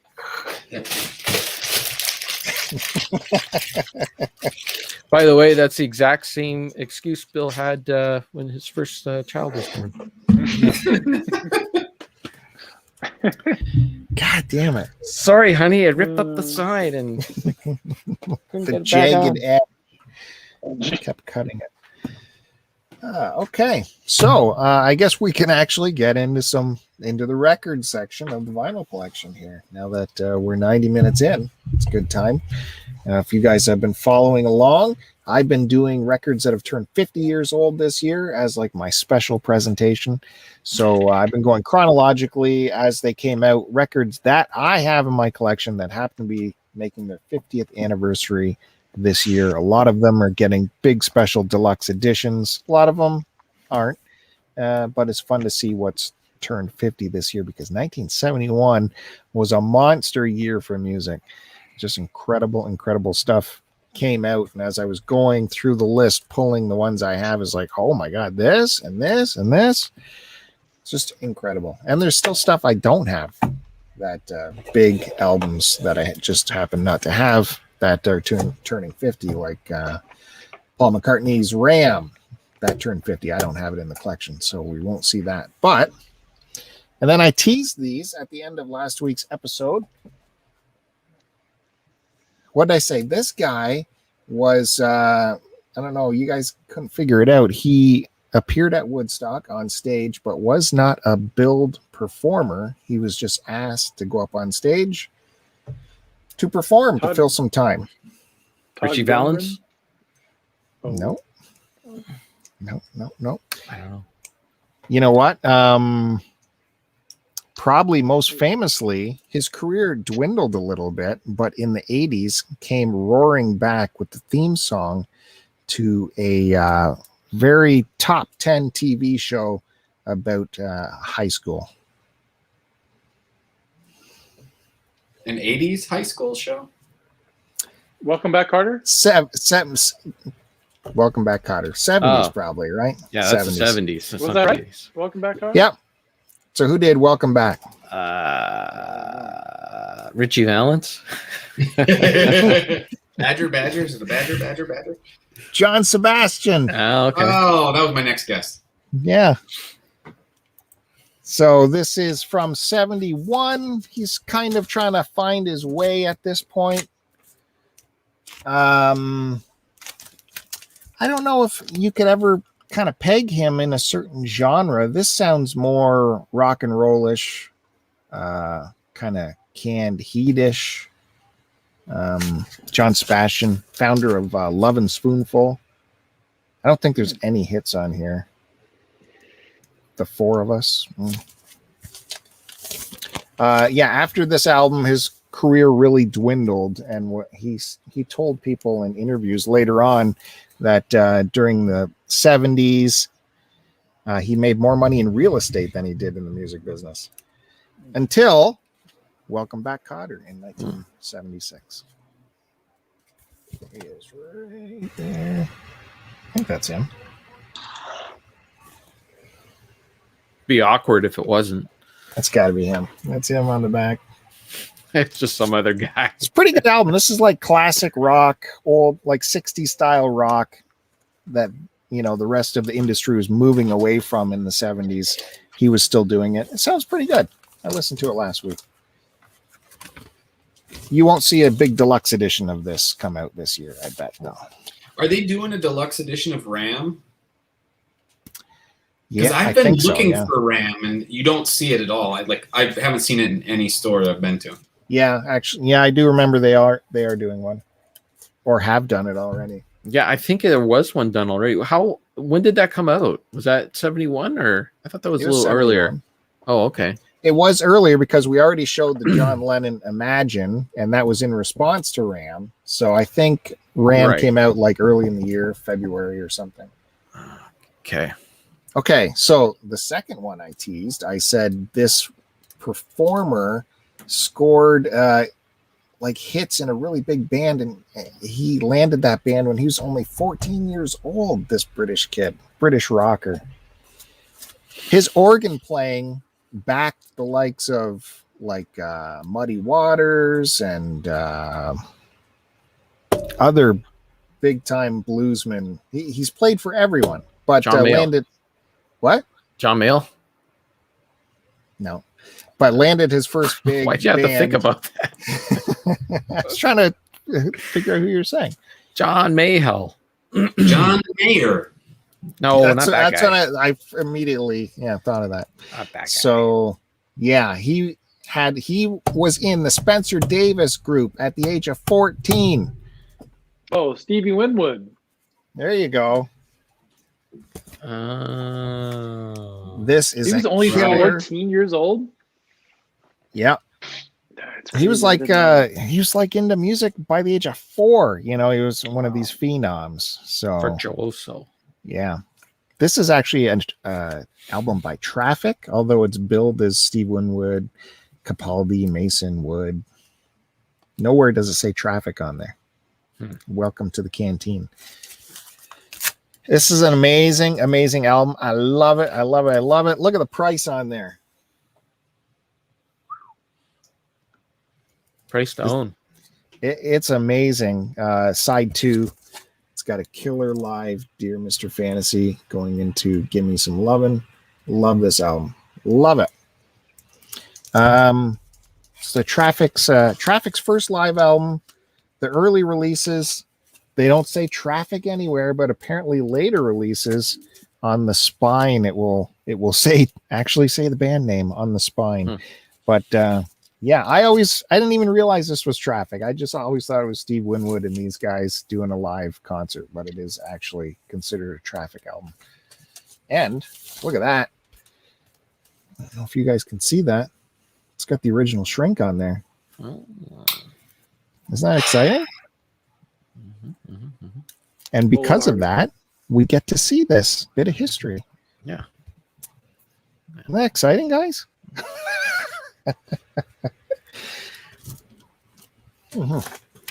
And yeah, let's just take a little look here. Bill, do you like Steve Winwood's solo stuff? Like even like the later 80s stuff? I don't know if I've heard too much. I do have another one of his solo albums. It's okay. I like singing this old stuff. Dear Mr. Fantasy it's got to be one of my favorites. It's got such a groove in it. The crescendos are so awesome. Got to see him live. He opened for Tom Petty, where he was on a co-bill with Tom Petty. Does it say Traffic on there anyway? Nope. No. Anyways, look for this. Welcome to the canteen. It's well worth it for $2.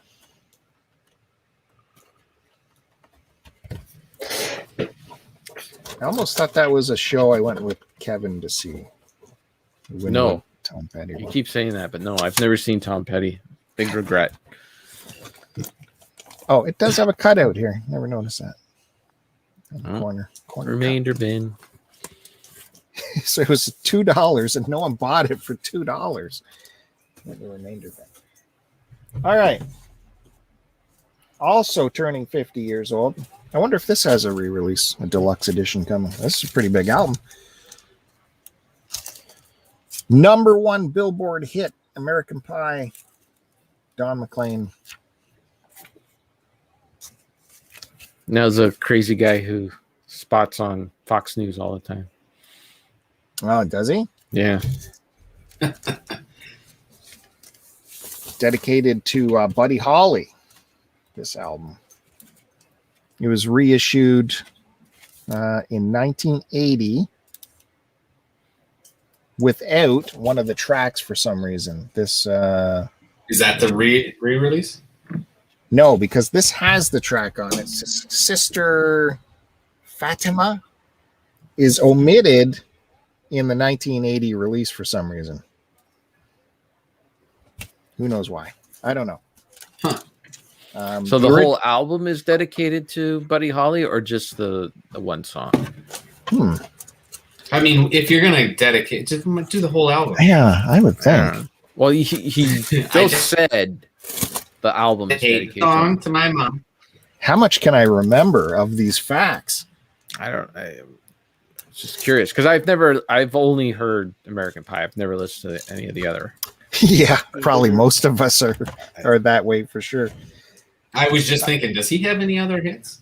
No, it was that one hit, but it makes a ton of dough. Oh yeah. You know, it's a good song. The Saga Begins by Weird Al, That is a good one. which is a parody of Yes, American Pie. correct.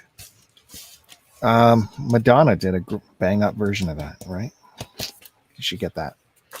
I checked inside because the original release has a poem on the sleeve, but this has just a plastic sleeve. So someone either lost that or this isn't an original release. But if you're looking for an original release, that's what to look for. Has that Fatima song and has a poem on the sleeve.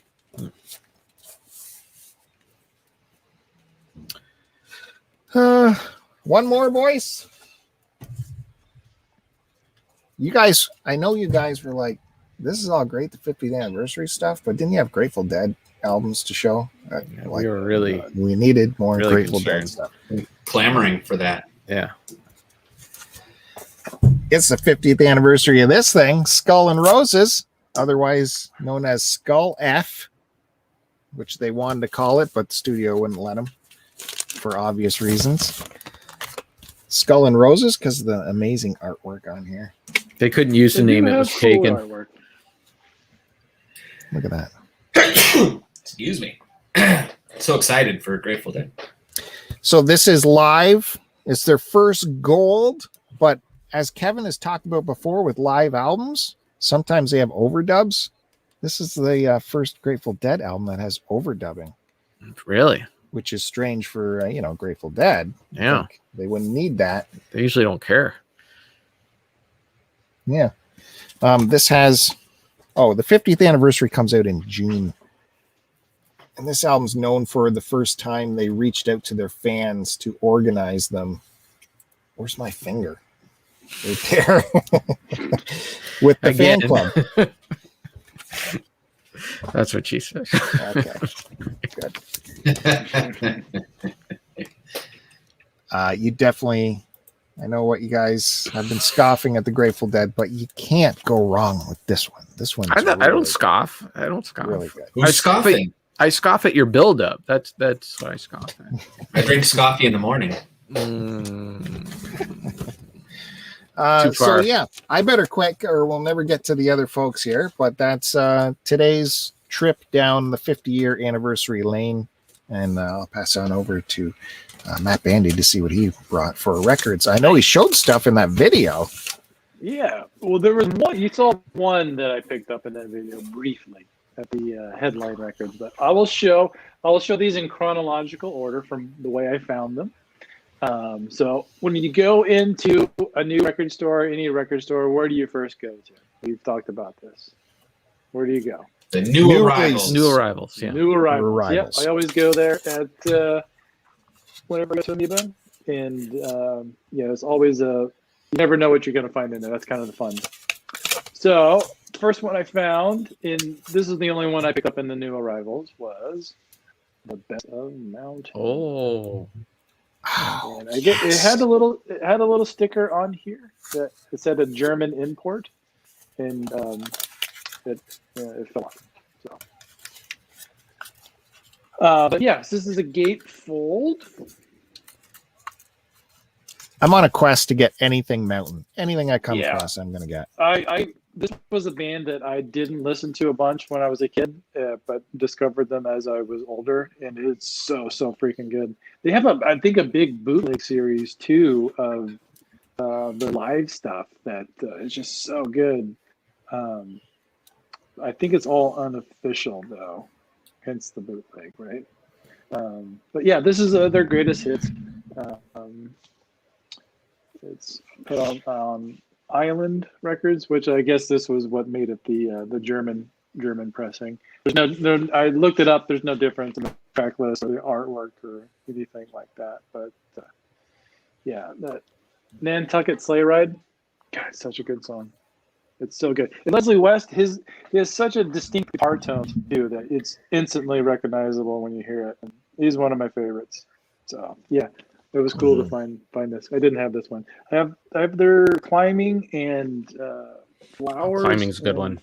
Yeah, and what's the? I forget what the. I have a few of their. I'm blanking on the other record of theirs that I have, but yeah, anytime I find any of his solo stuff or anything mountain related, I'll pick it up. And you said you got it for $5? No, that was the original sticker. I got it for $8. Pretty good. So I had to pull the Amoeba has good prices typically. Yeah. Their stuff's good. And then I picked up. I've talked about this band on here before. Magic Circle. This is their second full length, which I did not have. In this record, I don't know. Okay, Armageddon Shop is in it. No, wait. No, I don't know. I think this might just be self-titled because this isn't their first. This is their second record, I think. Anyway, this is a band from Boston, I believe, is where they're from. But it's 70s inspired doom sounding metal. But I would recommend you guys, Bill and Kevin, check this band out. I think you might dig it. It's got cool Circle. riffs and Magic Circle, yeah. Local artwork here.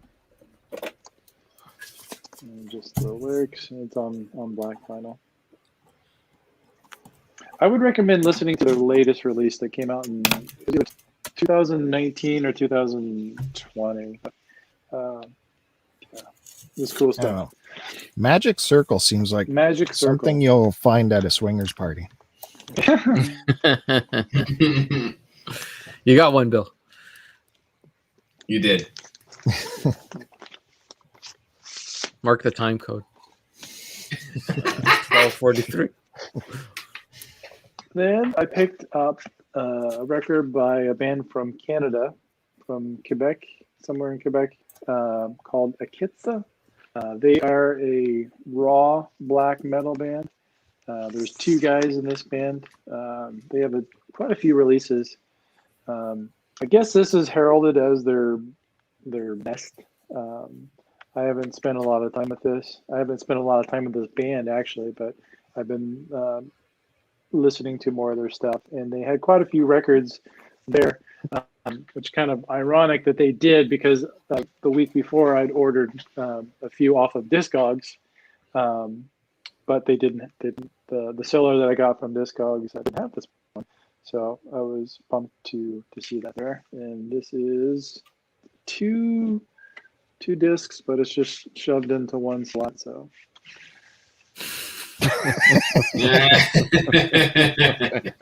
I'm joking there somewhere. Discs, Bill. Discs. You did it. You did it all by yourself, Matt Bandy. That was great. Yeah. Well, I think I knew what I was doing. So you got a lyric Do they sheet sing here, in French? Yeah, it's all in French, but yeah, this Akitsa is a weird band, even by black metal standards. It's pretty harsh and abrasive to listen to, and it's got to be kind of in the right mood for it. But their songs kind of vary in tempo and in style. A lot of the songs are heavily punk rock influenced with like the beat, and then others are just really super noisy. This is just looks like one long track there. Wow! Holy crap! See that? Yeah. But yeah, so this is a band I'm starting to listen to. I believe this came out in the early 2000s.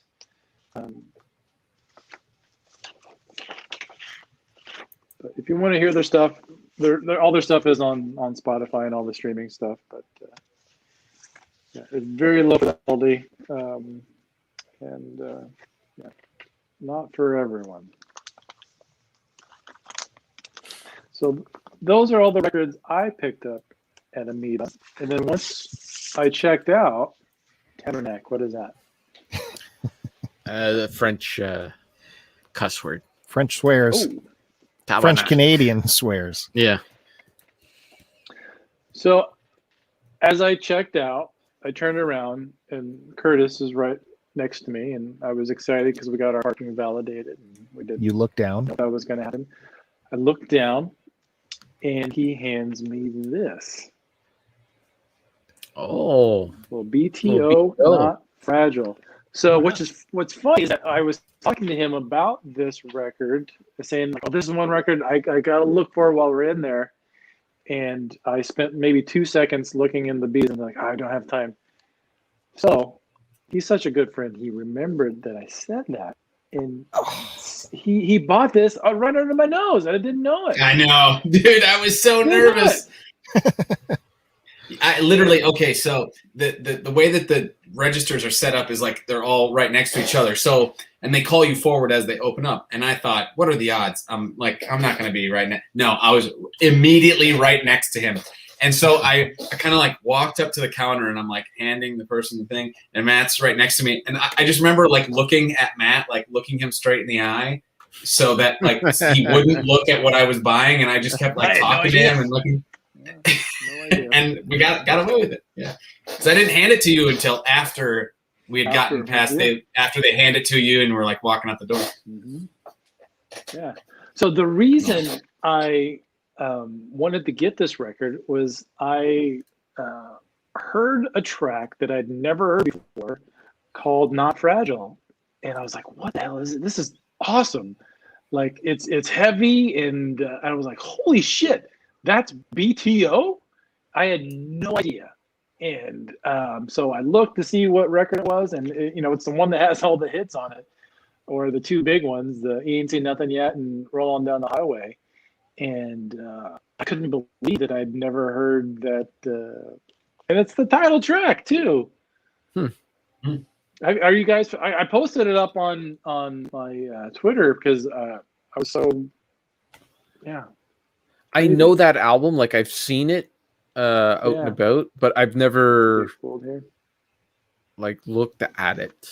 It's what's funny about it is that this is kind of cool too. This is embossed here, so you kind of feel the ribs of the saw blades there. But those are ribbed for your pleasure. Ribbed, yeah. I think they're actually called teeth. Teeth, okay. I mean, you can call them ribs, but so this is a good record. I listened to the whole thing, and I heard the "Rolling Down the Highway" and "You Ain't Seen Nothing Yet," all on pop rock radio growing up and stuff. But I knew that there were two different singers in the band, and their vocal stylings are completely different. And it's who sings? What's his name? Tripping. Is it Turner? Yeah, Turner. Yeah, his vocal. That dude's vocals are awesome. Yeah, they're almost kind of aggressive, kind of gruff, and so you have that song. It starts off with that song that's heavy, and then it goes on to this track called "Rock Is My Life" and "This Is My Song," which it kind of it's kind of like it's like it kind of gets kind of weenie sounding. I was like, what the hell? But it picks up a little bit, and there's still a cool riff, and there's cool riffs. But I wish that guy would have sang on the Turner guy would have sang on all the songs. It's almost like it's every other song. He'll sing a song, and then the Randy Bachman sings the other song. So isn't it like who wrote it? Like I think whoever wrote the. Because it just says like on the title tracks, it says vocals and then solos, but I don't know if it gives credit to who actually wrote the song. But it's almost like two separate bands because of how different the songs are and how different the vocals are.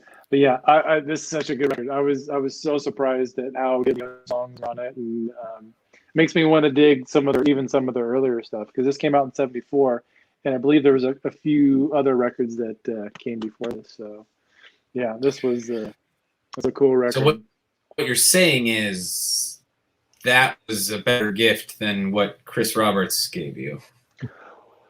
Well, Oh boy. No, I wouldn't say I like them. I like them equally. How long did you talk about what Chris Roberts gave you versus what you just talked about right now? Well, I didn't have. Well, honestly, I could have. The amount of stuff that Chris Roberts gave me on my birthday, I could have done a whole show dedicated to that. So. Well, but it was all just he gave me a lot of stuff. He gave you a bunch of stuff he didn't want anymore. You know, it was like hand-me-down stuff. You know. Hand-me-down stuff. I like all my gifts equally. So, but yeah, it's such a cool record. I can't believe it had been all that time I had never heard that song. Cool. I'm glad that all worked out too, because I had gone up to investigate right before Bandy went up to like pay. I was like, hey, what are you getting? What'd you find? And I saw he didn't have that one, and I was like, hee. And I went back over. Yeah, so don't sleep on this record. If you like 70s hard rock, proto metal stuff, check that out. Even just for that song itself, worth it. So that was all I got at Amoeba, and then I picked up one record at N Records, and this was one that I've been wanting to get for a while. This has had many represses, but I just never picked it up throughout the years, and it's one of my favorite punk rock records of all time. I didn't know it on vinyl. It is Shock Troops by Cock Sparrer. This is, I know we talked about it in the video when we were filming. I specifically left it out just for this moment. Okay. Yeah. So, Shock Troops by Cock Sparrer. This is trying to describe this record. It's probably in my top 10 favorite records of all time. Is a mix of early British punk rock and like street rock is kind of what it was more described of. More kind of like working class punk rock, I guess you'd say. I would recommend this to all you guys. It's catchy. It's you recommend Cock Sparrer? Cock Sparrer, yeah. I was going to write that down, but I would leave it here where my 10-year-old does school the next day. She'd see Bachman Turner Overdrive, Cock Sparrer. Okay, yeah. That's... Well, it's a bird. It's a cock. Bandy loves Cock Sparrer. I do. Sparrer. So yeah. This whenever I listen to this, it instantly puts me in a good mood. It's not like aggressive punk rock. It's very like, pump your fist, get excited, and spar with your cocks. Yeah. Are you saying cock gets you excited and makes you pump your fist? Pump my fist. I mean, cock spar. Yeah, as fast as I can. Okay. Yeah. No, it's so good. So there's not a bad song on this. Yeah, so good. This on black vinyl, there was a ton of different color variants on this. Yeah, if you can see that there, it's kind of like embossed there on the sleeve. On the sleeve? On the sleeve, there's another Cock Sparrer right there. You can't never have too many. You can see that cock. Nope. So yeah, I was happy to pick up this record. This has been on my want list for a while. I just never picked it up. So thank you, Curtis, for taking me there and showing me a good time. I always deliver the Cock Sparrer.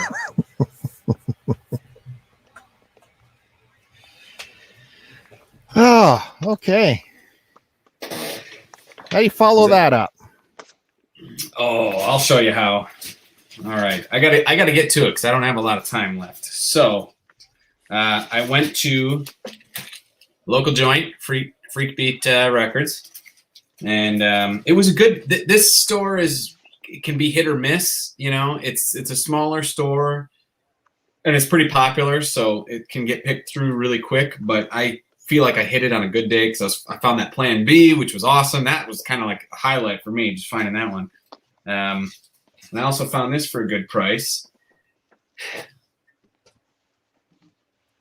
So I got Joel nylon cotton, one of the ones I was missing. Nice. But you'll notice it's got the hype sticker. Course, you need that. And so when I brought it up to the freaking register, the guy looks at me and he goes, "It's got the hype sticker." And I could just hear Bill like in the background, "Hooray!" So this is from '82. So this will be 50 next year, you know. But this has the original thing, and just like his, you can kind of see. So you know, I paid $8.99 for it, but what does that say underneath? Like $5.99? Yeah, something like that. So, nice little.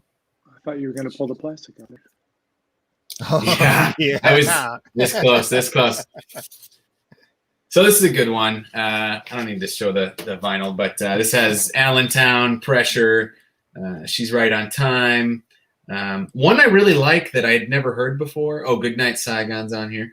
Was Scandinavian Skies. It sounds like a Beatles song. And I guess I looked it up afterwards. I was like, wonder if he got criticized for this sounding like a Beatles song. And he did a little bit. But I really liked it. I thought it was great. But it totally sounds like he's ripping off the Beatles. So that was one I got. And then I found a brand new one. And that was... Oh, you finally got it. Nice. So now this was not the like deluxe edition that has like the live tracks on it, unfortunately. Mm-hmm. That's okay. I'm past caring about that now. But what is awesome about this is check this out. At Whole Foods, it was $25.99, but I got it for $23.99. Why is there? That's what we call a deal. I guess somebody bought it at Whole Foods. Whole Foods has records. Whole Foods has records. Well, yeah, Whole Foods has records. What? Yeah, I mean maybe not your Whole Foods, but our Whole Foods. You know, we don't have Whole I think Foods. I've never brought myself to be able to go into a Whole Foods. Yeah, Whole Foods is kind of like food fancy pants.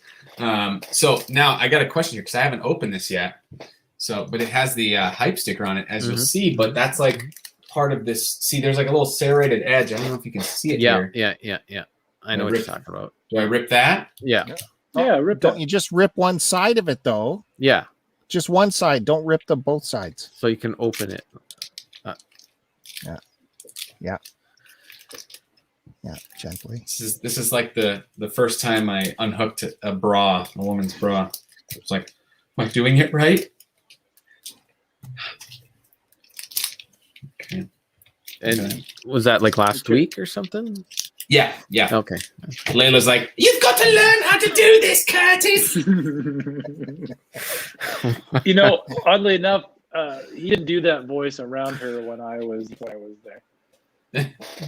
So this is the 180 gram one, which is nice. I always like let's see what kind of ephemera is inside. Doesn't look like anything else. We got that. And a nice, crispy. That's good. Brand spanking new. Nice. So I was very excited to find that. I was almost out the door, and I was like, you know what? I'll go see if they have and they did. They had this one and his new one, so that was cool. One more thing I need to show. So on the way out, I noticed they had some stickers there. And I was like, hey, can I grab a sticker? And they were like, yeah, grab two. And I was like, all right. They said, while you're at it, do you want to go to a record show this weekend? And I was like, I work this weekend. And they're like, well, what about Friday? And I was like, Friday I have off. And they're like, well, here you go. Take these. So it started 7 minutes ago, but right after this, Layla and I are going to go to this. Oh, nice. Nice. $60. These are VIP. What? Yeah, $30. These are the VIP 2-day. I don't know if you can see. Whoops, up here, VIP 2-day all access re-entry ticket. They just gave those to you? Just gave. Oh, They're like, you want this? And I was like, yeah, okay. So that's what we're gonna go do right quick awesome. here. Man, $30 to get into a record show. Can you imagine? $60 worth. They gave me 2 tickets. It's like $2 here. We need to pay for the hall, Yeah. so we got to ask $2. Okay. So this is VIP though. This gets you in early because I don't think you can, unless you have VIP tickets, you can't go tonight. I see. You can only go Saturday. Saturday. Oh, so you got the good pickings too.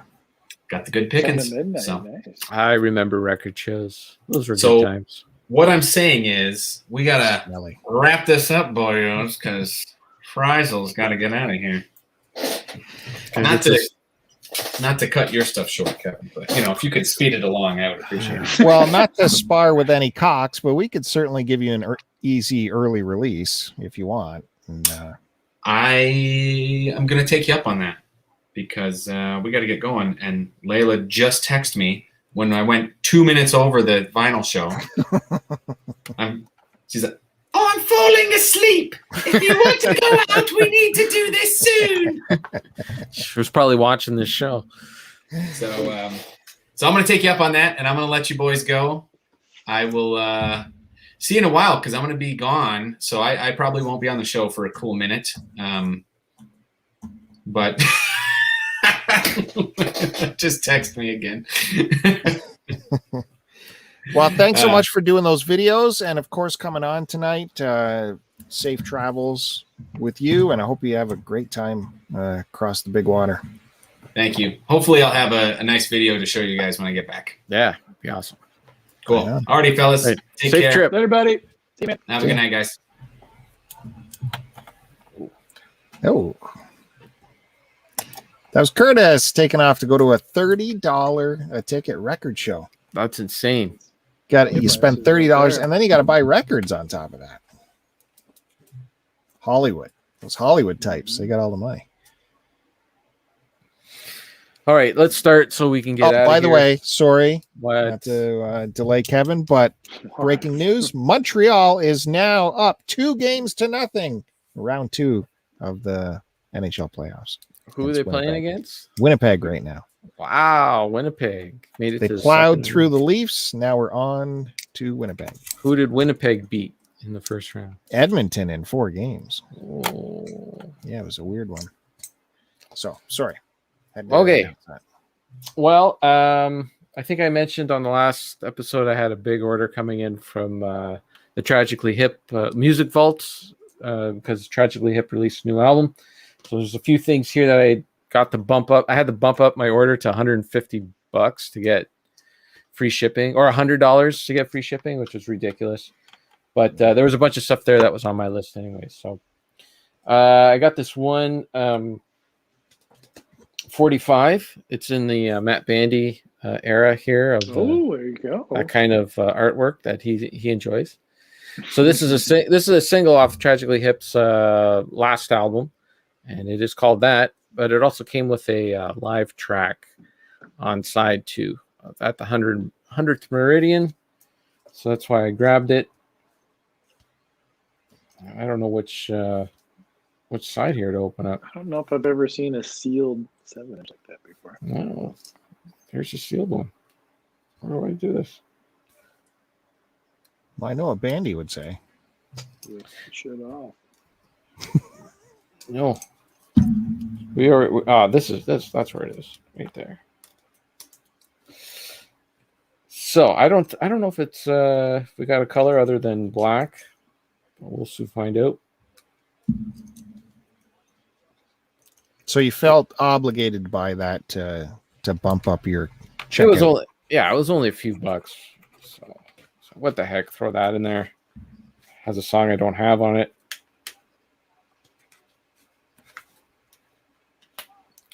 It's supposed to be a fun live track, and look at that little white vinyl. That's cool. So why not? For a few bucks, eh? Why not? Yeah. Nice little collector's piece there. And they also had one of his solo albums, Gord Downey's solo albums that I did not have. The Sadies and the Conquering Sun. So see if there's anything in this one. Another opening. Yes, these are all openings. I haven't opened anything. This came in the other day, and I said I'm going to save that all for Bill. And his records look pristine from the mail. Well, I got it in Music Vaults. I should have brought the box they put it in. It was I'm keeping that box. It had like all this. I should get it. I should have brought it down for the vinyl adjacent stuff. Yeah, We got to see this box. That's a new realm of vinyl adjacent, the boxes. So let's see. We got any color vinyl in here? Nah, it's just black. Just black. But it's heavy duty. I do like that label in the middle there. It's heavy duty 180 gram. And then we got their actual new album that came out, Posthumous, for Gord Downey. So these are this was all recorded during the Road Apples era. And originally they wanted to name the album Saskadelphia, which is a take of Saskatchewan and Philadelphia. But the record label did not like the name, so they had to change it to Road Album. What's the connection between the two? Sorry? What's the connection between Philadelphia and Saskatchewan? Just a funny name, just something that they just thought it was funny. I don't know if they had No. So the album, these were all recorded during that era. They were originally going to make it a double album, but then it got switched back to a single album. So they had 6 songs there floating around. So they got the 6 songs released on there now. And I should have brought Road Apples to show you how it ties in, but I forgot. You got some handwritten lyrics there. And a bunch of Airstreams. That's cool. Yeah. Right. That's a lot of money there. Yeah, hell yeah, that is. And Jesus, where the hell's that? we got Cool. nice gray. I saw that they Airstreams. I saw that they released this with different colors for the local record stores, but I don't know how anyone's going to buy it when everything closed. But well, I think it was the first playoff game, Montreal versus Toronto. Sure. They were flogging this album every single second they could get on CBC. Like in the commercials or in the show? As bumpers, they had a couple members of the Tragically Hip do interviews, and really? then all the music coming in and out of break was Tragically Hip music. Oh, that's awesome. No, I don't think it didn't work. Yeah, I think it works. That's good. It's like hockey. What are you talking about? They wrote songs about hockey, and people love that. You're insane. For me, you're insane. Just because you don't like the Tragically Hip, you are not everybody. Believe it or not. Don't start with me. It's too late. Just say my opinion. It's too You're late. saying it didn't work. You're saying it didn't work, but it doesn't make sense because they wrote songs about hockey, and a lot of people associate hockey with them because they were big hockey fans. So just because, yeah. Anyways, here's the permanent Waves re-release with your hype sticker still intact, and after I open it, it'll still be intact. That's just a big sleeve. That's just a big sleeve, which I kind of like. I like that. Yeah, where you can just get in there and pull the albums out like a library. Like the fold-outs are nice, but it gets a little, crazy with the hinges and all that stuff. So this is the way to do it, I think.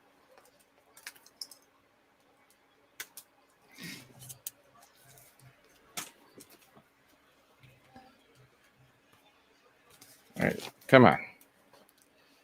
I got to wrestle with the plastic a little bit. First time you got around. this from Music Vault too? Yep. What is Music Vault? It's just a Canadian distributor of vinyl, and they do some of their own pressings. So, like, do they have a physical store, or is it just mail order stuff?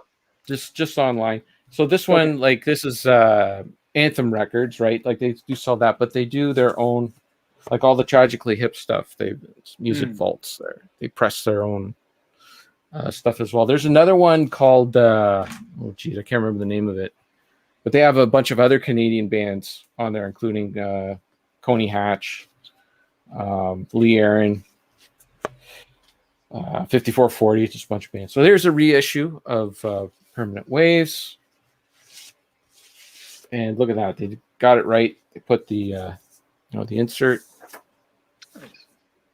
Like that's originally what your vinyl would go into. And it's just black vinyl, but it's 180 gram.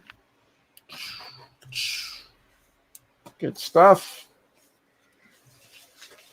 So, and this also came with a live show from that era, which I like that. I like when they reissue and they come out with a live show from the the supporting tour. It also has a book. I'll show you the book. Dewey defeats Truman. You know what that is? Matt Bandy, you probably know what that is because you're American, right? They called that a little too early and they pressed the. That's right. The paper. Yeah, there's a famous photo of Truman holding up the paper. Yep. He was... Yeah. There you go. See? Matt Bandy knows his American history. Yeah. Thank my dad for that.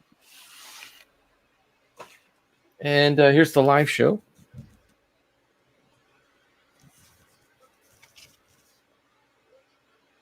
So it's a double gatefold. It's a cool shot of the band. What year is that from? 81? Anyway, okay. 1980 or 81? I think the show is from 81. But the album might be from 1980. Something like that. This one came out just before Power Windows, which was the big... oh, look at that.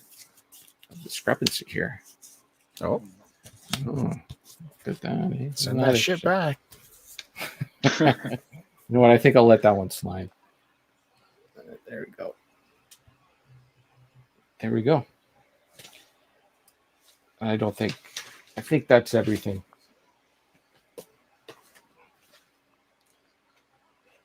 Yeah, there was just another record in here. It's the exact same. So that's it. I'm going to go grab that box. Hold on a sec. Just take me a second. Now keep an eye on them. You never know what'll happen back there. Okay. Accidents can happen. I'm really interested to see what this box is. He's kind of hyping this thing up. I'm expecting multiple layers and or reinforced corners. Yeah, almost like a fort.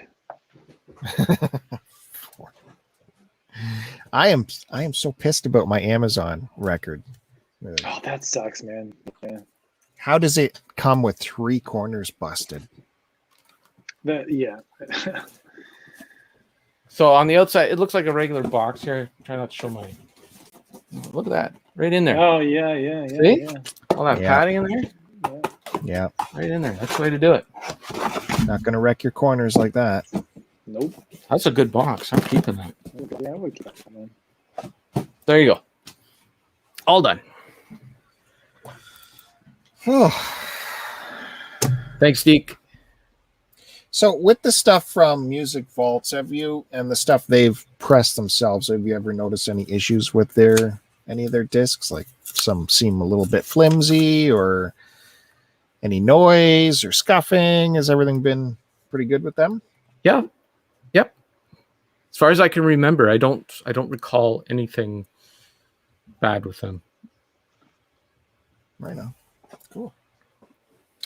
All right. Well, that was quite a package you received. That would have been fun to go through. Getting that in the mail. Must have been heavy too. It was, yeah. Good stuff. Worked out better than my. Yes. That's not a little ding either. That is like. No, that is like a folded over. 2, 3. This definitely happened in the warehouse, and they just loaded it that way. There's no way. It looked like somebody chucked that across the room and it hit against the wall. Yeah. That's brutal, man. Okay, so I'll be returning that. Hopefully I'll get God, this took so long. That's what's maddening, because now it'll be another big wait to get a replacement. However, I was like with that Judas Priest record, I kept sending it back, and eventually I was like, well, we don't have any, so I just got a refund. That was it. I still don't have that album. Which one is that, kid? Turbo. Oh, okay. So that is it for this week's edition of the Vinyl Collection, looking through the record shelves. That was a hell of a good time. Unfortunately, we're going to lose Curtiss for a little while, but we will get Chris Roberts back at some point. That's for sure. I don't know about next week, because I think I got a full week of nights happening, so it might be another break again. You guys like the little break, or do you prefer weekly? Breaks are good with me, man. Okay. I'm a lazy man, so less demand on me, the better. Cool. Yeah, so that's probably, look for us in a little while. The VHS show, which just had its first premiere episode this past week. Hopefully that'll come back at some point too. For episode 2, we got lots of VHS to go through. And the STC Pod podcast is threatening to return this weekend. So look for that this as weekend. well. Goodness. Yeah. Look for that as well. Matt Bandy, thank you so much for joining us again. Thank you. Been a pleasure as normal. Yeah. So jealous. Everyone gets to visit with you and spar cocks with you. Hopefully one day I can get mine in there. Yeah. Kevin? You can keep your cocks, but yeah. All right. That's it. Okay. I'm done. I'm ready for bed. Ready You for got bed. up to the plate, and yeah. I've been up since 3:40 a.m. with a friggin' Amber Alert. Oh my God! Did you get that? My phone, we get Amber Alerts here in Canada if a child goes missing, all that, and I totally support it. Okay. Right. My phone, once it happens, and it scared me because it has that sound, but my phone keeps giving me notifications until I look at it and like click off the Amber Alert. So every 15 minutes it kept bump, bump, bump. So after a while, I'm like, oh my God, I have to actually look at my phone and wake up to do this. So mine always goes twice. Mine, like, even if I look at it, it always buzzes twice. Like, it's giving me the notification once in English and then a second time in French or something. I don't know. Even if your phone is like in a sleep mode, it'll still do that. Yeah. Wow. I had my ringer turned off, everything. It just bypasses that all. And there's an emergency. And the thing that kills me is the kid was missing for 3 hours, and I'm 5 hours away from where this kid went missing. How is that? Like, and they would have, like, by 5 hours, like, they'd have to be booting it to my house to get there. Like, they'd have to drop the kid and throw the kid in the car and, like, just make a beeline for my house. I've had Amber Alerts go off where once I cross, because I live in San Luis County, and I work in Santa Barbara County. So sometimes when I've crossed the line, it's gone off. Like once I get into that county, I think that's why they do it here by counties. Yeah, I wish they would. I don't know. I think there's got to be a better way to do these things. I think. I don't think the system they have is very good. But you're not allowed to say that because now everyone thinks that I want kids to die. Like that's the argument. Well, no, you want kids to die. It's like, no, I want to have. That's what I thought. I want to have a conversation about how the system doesn't really work that well. No. You want kids to die. Yeah, it's a tough one. There's pluses and I get it. Like if your kid went missing, you would want anything, like do anything you can to protect. I get it. Yeah. I totally get it. But I'm sorry, waking people up at 3:00 in the morning who haven't left their house in 12 hours. They're not going to be able to help you. I'm sorry. Well, it's the communication wave, I think, is the only thing to support how they're still doing it, because people wake up, they get all upset and start tweeting about how upset they are about this thing, and the awareness of the Amber Alert even grows through social media, even if it's in a negative way, it's at least being put out there. And then Yeah. your aunt on Facebook, who might actually live in Ottawa, might actually see it. And, you know, Why is she up at 3 o'clock? you Like, know, I don't know. Like I'd be totally for like, hey, when I get up in the morning, there's a thing on my phone and it says there's an Amber Alert. Oh, okay, what's this about? Okay, I'll keep an eye out for it when I go out there. But you know, if I haven't left the house in like 12 hours, what like Your phone what knows am I? if you're sleeping too. Come on, let's be real. Yeah, like they keep track of all that stuff, you know. Like there's got to be This phone has not moved in hours. like what is wrong with saying, hey, why not have the option for the people who want to opt into it can opt into it and be all part of it? And if you don't want to opt into it, you get like normal alerts like you would get for anything else, like an email or anything like that. You know, just opt into that. Like, why can't that be part of the conversation? Why is it either you got to be 100% for it or you're 100% against it? I don't get it. And I'm tired. I tried to go back to sleep, but I had to be up at 5, and it was just like right in that, Oh, yeah. you know, where you're just thinking the clock's ticking away. It's like, just give me 15 minutes, and it just wouldn't. And then it's Friday, so the traffic's getting bad again. Ugh. So try to get home to have a nap. No, can't get home in time to have a nap because I got to do Retro Fandango right away. And good times. Oh boy. Well, let's let Kevin get out of here. Yeah. I want to thank everyone in the chat for showing up. Appreciate you guys being there with your comments. Good times. Yeah, Miss Albert Bob thinks Kevin wants kids to die too. Yeah, that's it. There's just no argument. Like, no, you want babies and kids to die. That's what you want. But keep subscribed to this channel. Hit the reminders when you see these live shows popping up for later in the week, so you remember to come on by. And we'll see you then. Thanks again for visiting. We'll see you next time. Thanks, guys.